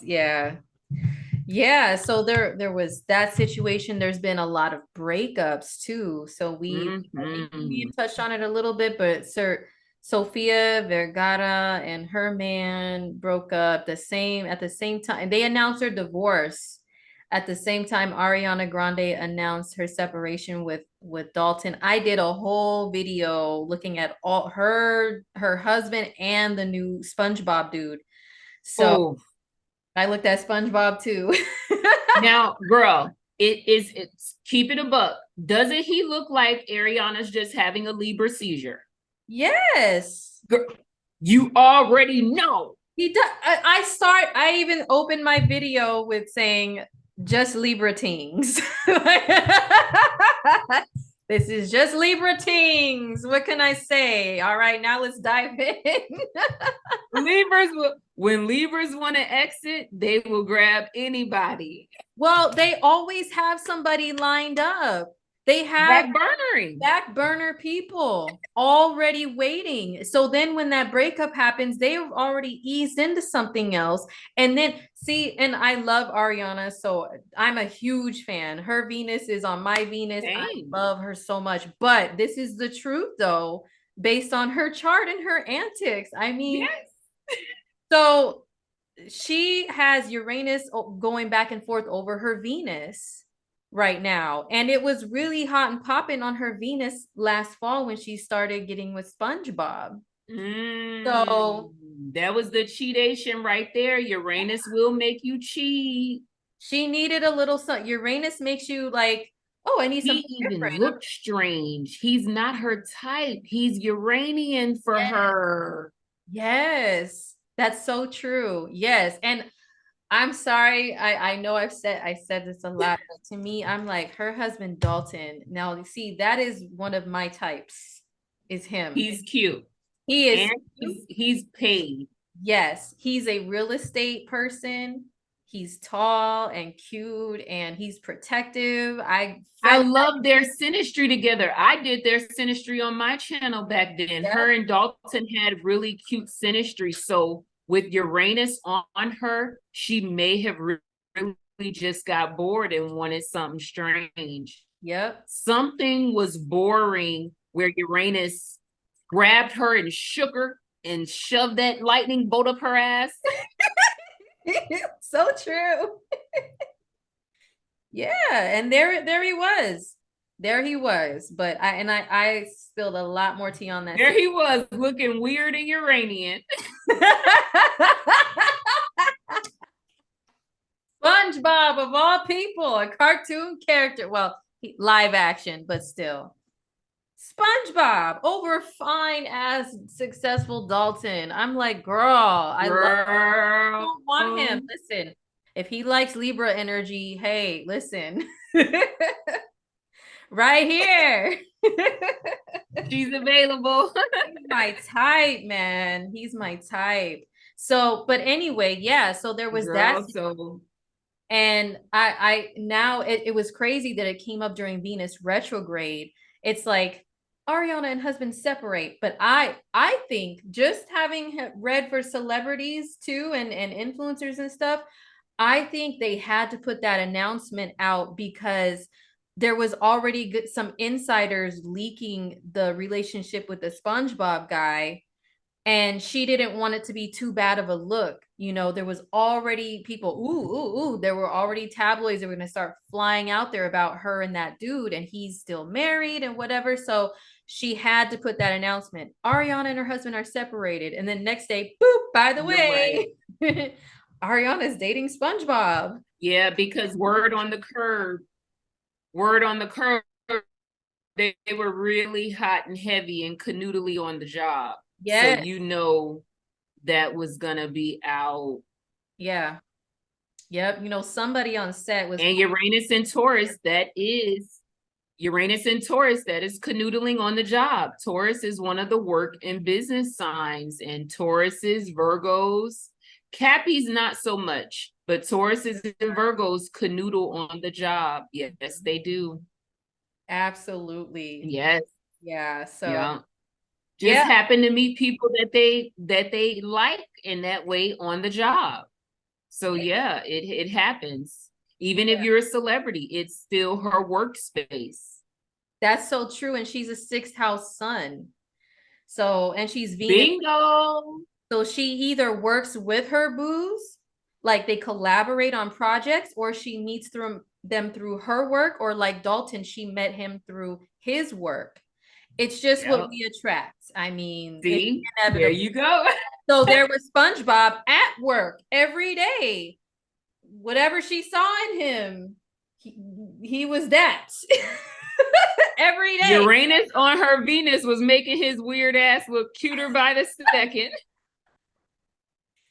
He has a Gemini stellium. I'm sure he was just making her laugh. Her fifth house by degree is in Gemini. He falls in there. Mm-hmm. He was probably like, and she's like, oh. But you know, April, me and you spoke about this because I told you I did a deep dive into Janet's transits, and Uranus was on her ass when she started fucking with Jermaine Dupri. Oh. And you know, back in the day, everybody was like, how the fuck did Jermaine Dupri bag Janet? We all were saying that back in the day. Yeah. Yep. Uranus on her. It was Uranus. Wow, that is so true. I'm trying. Uranus was either afflicting one of her love planets or on it. I did a whole little deep dive. I'll have to go back, but it was Uranus in the mix when her and Jermaine Dupri got together. Yeah, I remember you saying that on that video. Like, yep. The explanation. So here's another example. Ariana Grande now. Yep. Uranus has been on my Venus, and I haven't liked anybody that, well, I guess I changed my taste a little bit to where, you know, a lot of times I'm attracted to a pretty boy face. I don't like pretty boy antics or activities or any of, but you know, slightly pretty boy Libra-esque face. But I would say Uranus on my Venus, I've been attracted to very far from traditionally handsome looking men that are handsome to me.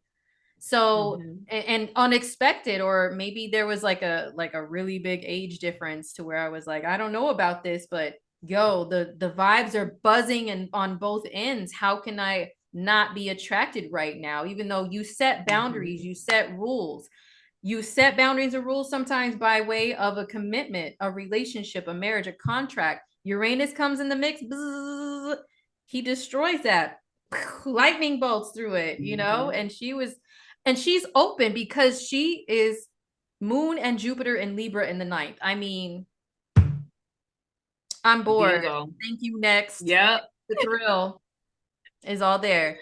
So yeah, that's her. That's why I came out during Venus retrograde. And now because it's all backfiring on her and SpongeBob, it's like he had to now announce, oh, he filed for divorce. Oh, now she's filing for divorce. Like they had to put that out there because it's already backfiring on them for their relationship to come out. So yeah, we've seen them. Also, I want to touch on the Carly Russell situation, the kidnapping girl. Her Venus is 28 Leo, where Venus sat and then went retrograde.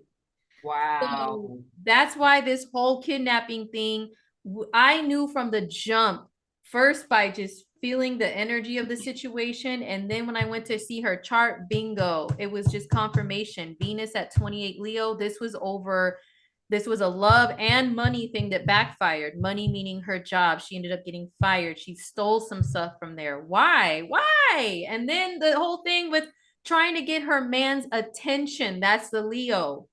I want his attention on me. And then using her Cancer and Pisces energy to do some manipulative, lacking logic bullshit to get his attention. It backfired. Wow. Venus went retro on the degree of her Venus. I mean, if she knew about any of this astrology stuff, she would have seen, oh, maybe this time is not here. Exactly. Backfire. When the stars don't lie. See, and I had been looking at Kevin Costner and his wife and their crazy divorce because Kevin Costner is pissed. He wants to rectify or change the prenup. He said that he He feels like his wife was playing him because they were gonna divorce about a year or two ago. And he's like, I paid for her plastic surgery. I wouldn't have spent 200K on plastic surgery for her if I knew she was just gonna up and leave me in 2 years. Like, so now that's Venus retrograde in Leo. Like, bitch, did you just make me pay to get your body done for you to bail? Yeah. Wow. Girl, I didn't know that. it's a whole Venus retrograde crazy shenanigans. Kevin Costner and his wife, and they are old school Hollywood, like coming out. Like, this is old school Leo Hollywood. Yeah. I also saw that Beyonce's mom is divorcing her guy. She wants the prenup to be, I don't even know if they have a prenup, but she wants to reject spousal support. And y'all know Beyonce's mom is a Capricorn, and I think she has some Leo as well. Yeah. But I said that's maybe her Capricorn that is not trying to pay that motherfucking spousal support. But what I did see was that just a couple weeks ago, like July 9th, that week, it was reported that her house was broken into and a safe was stolen out of a closet while she was on vacation. And then lo and behold, 2 weeks later, you guys report the divorce. So dun dun dun, there's something in the water. Yeah. Just like how you were touching on the kidnappation with the Venus retrograde, I think people can do tomfoolery and fuckery with money, scams, bullshit during the Venus retrograde as well. So keep your antennas perked up. Yeah. As well, Yeah, Beyonce's mom is a Leo rising. Bingo. I knew she had Leo. I remembered that. Yeah. She's a Leo rising. Pluto in Leo also at 24 Leo. So wow. So the robation and the Venus retrograde all on her Leo stuff, girl. So I think the guy might have had an inside job done, because you're on vacation, the safe is stolen out of the closet. You know what? Yeah, I haven't looked at his chart, but I get some kind of wacky, weird energy from him. I can't explain. He's a Pisces. Oh. And his daughter is also famous actress Bianca Lawson. Yeah. Yeah. She's a Pisces as well, like her dad. Oh.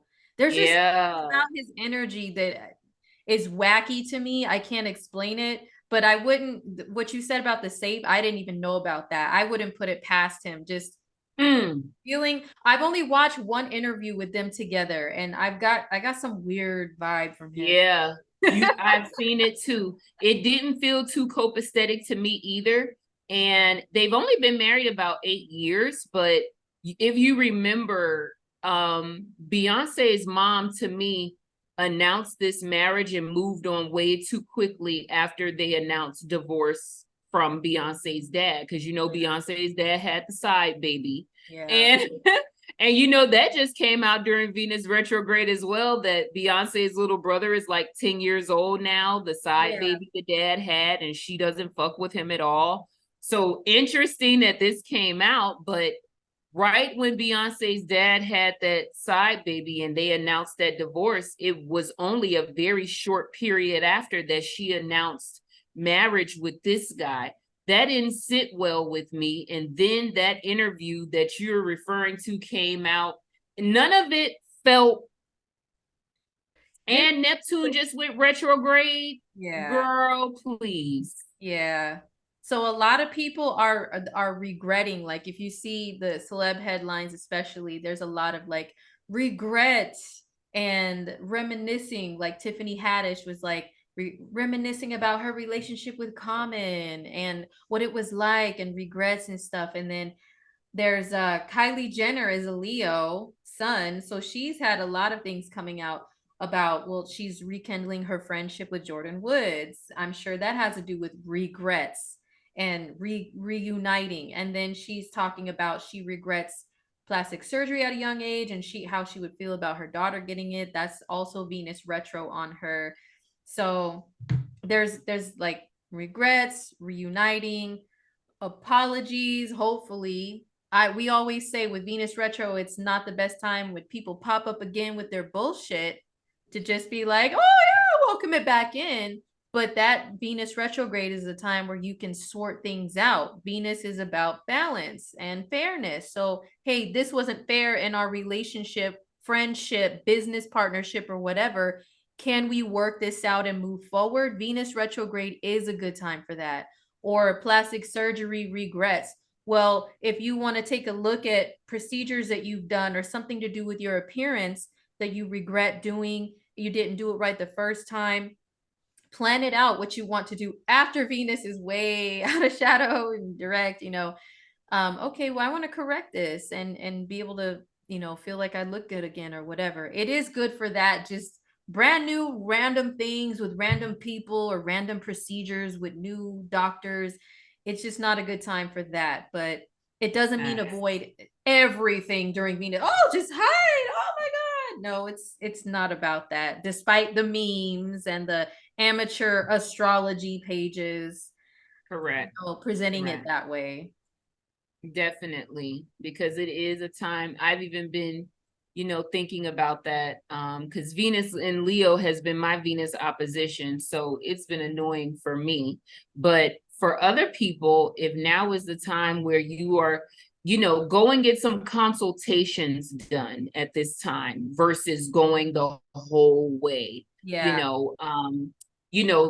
Pick out some doctors that you would love to work with. Go and get a consult, see if you vibe with them. This is a good time for those type of things. Doing some research, starting to look into the information, seeing how much shit costs.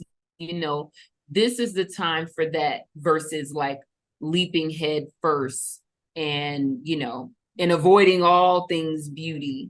When I'm saying, because some people, you're gonna try some new hairstyle or something, because I know like some of us are going to be forced to get our hair done during Venus in retrograde. Like me, I'm going to change my hair at some point in the next couple, so I'm going to have to go to somebody new or try it, and it may be an annoying process. Or I may go to them one time and say, she was all right, I ain't really gonna fuck with her again. It could be something like that during the Venus retro. Yeah. But it's just about mindfulness. That's why we come on here and talk about it, or we post things about it or teach about it. It's mindfulness. You're not exempt. You can't avoid some dumb stuff happening, some unfavorable things or outcomes. But at least be aware that if things are not sticking, this is why. And it's just a period of time to where that's more likely to happen. But things will move forward in one direction or another eventually. So it's just a time. Just a time. Life is gonna keep on lifing. As I always say, we made it through one Venus retro, we will make it through several more, and we have these type of receipts and information so that we can share with each other and we can learn, leave this stuff for the people coming behind, and we have it for note taking and all of this jazz, because we will be able to always go back and look and see how the last Venus retro affected us and all of this stuff. So that's the part that I love about it, that we are keeping the receipts and we're learning as we go. Yeah. So yeah, it's dope. And I did some videos on Tiffany Haddish, April bringing her up. I did some videos on her and When Will Love Arrive for Tiffany, because Tiffany Haddish has been having a really hard time with love. She's got a mean Virgo stellium in her chart with Sag and Gemini. So I saw that Saturn in Pisces was going to be a really rough transit for her. So I'm, sending her positive energy and vibes and all of that good jazz is what I'm looking forward to. But yeah, you guys can check those videos out and check out all of the other videos and workshops that me and April have done. Those links will be down below as well. If you guys want to catch up on some of our old stuff, you guys get to hear a lot more information that we've put out before as well. Yes, indeed. And we are offering, once again, a joint reading. Yes. Both of us giving our bonus offer. So the links are going to be in YouTube near this video, on this video, to where you can order that. And we are only accepting clients through August 3rd. Okay. It's a limited time offer because it's a joint effort. We both have to get on the same page with everything, but we want to be able to do it for you guys. So make sure you jump on that. It will book out quickly. Okay. Yes. So, yes. 2 for 1. Two of the dopest for one. Hello. Going ham on that chart. And y'all know if we see something, we say something. So you get your money's worth. You already know. So it's a Venus retrograde reading, just to clarify once again. It's for Venus retrograde, both of us reading what's going on. A little bit of Mercury retro, we said too, right? Oh, yeah, yeah. Mercury retro is going to be intertwined within Venus retro. Correct. So during the period. So yeah, we're going to look at both for you. What houses that they rule, how they're affecting you, what they're, our little formulas, it will. Yes. What to keep you on alert for, how you can take advantage and make the most of this retrograde season as well.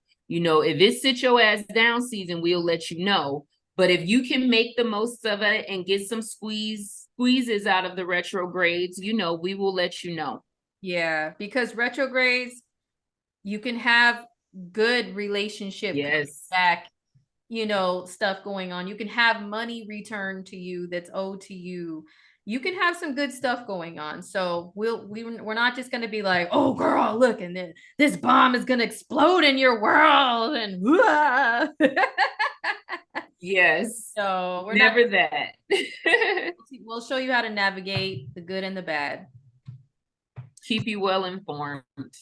So click the link down below, hop on it. It's a hot buy. Get yours. Let's get cranking. Yes, indeed. Well, this was a fun chat as always. Yes. It's chopped up a little bit because technical stuff on my end. My apologies, but hope you guys still enjoy it. And don't forget to follow at the Astrology Lady. Go ahead and drop all your handles. Yeah, at the Astrology Lady on Instagram. It's Astrology Lady on Twitter. Astrology Lady on YouTube, wherever you're watching this. Hello to Cosmic Homegirls people. I don't know what you call your people, April. Just your people. Your homies. Yes, the homies. Yes, you are the Cosmic Homegirl. So the homies is April's people. Shout out to the homies and shout out to my Star Troopers. It's a group organization here. So I'm happy to, chat it up with you guys. Check me out on the web, www.theastrologylady.com. Word. And yes. April, your turn. And I am... Until next time. And I'm at Cosmic Homegirl on YouTube, on Instagram. Okay. I'm kind of on Threads, trying it out. And my website is indigomoon.astrology.com if you would like to see what type of readings I offer and if I have availability, it will be there. So thanks again, App, for taking the time. All right. Peace, guys. Till next time. The next one. Bye.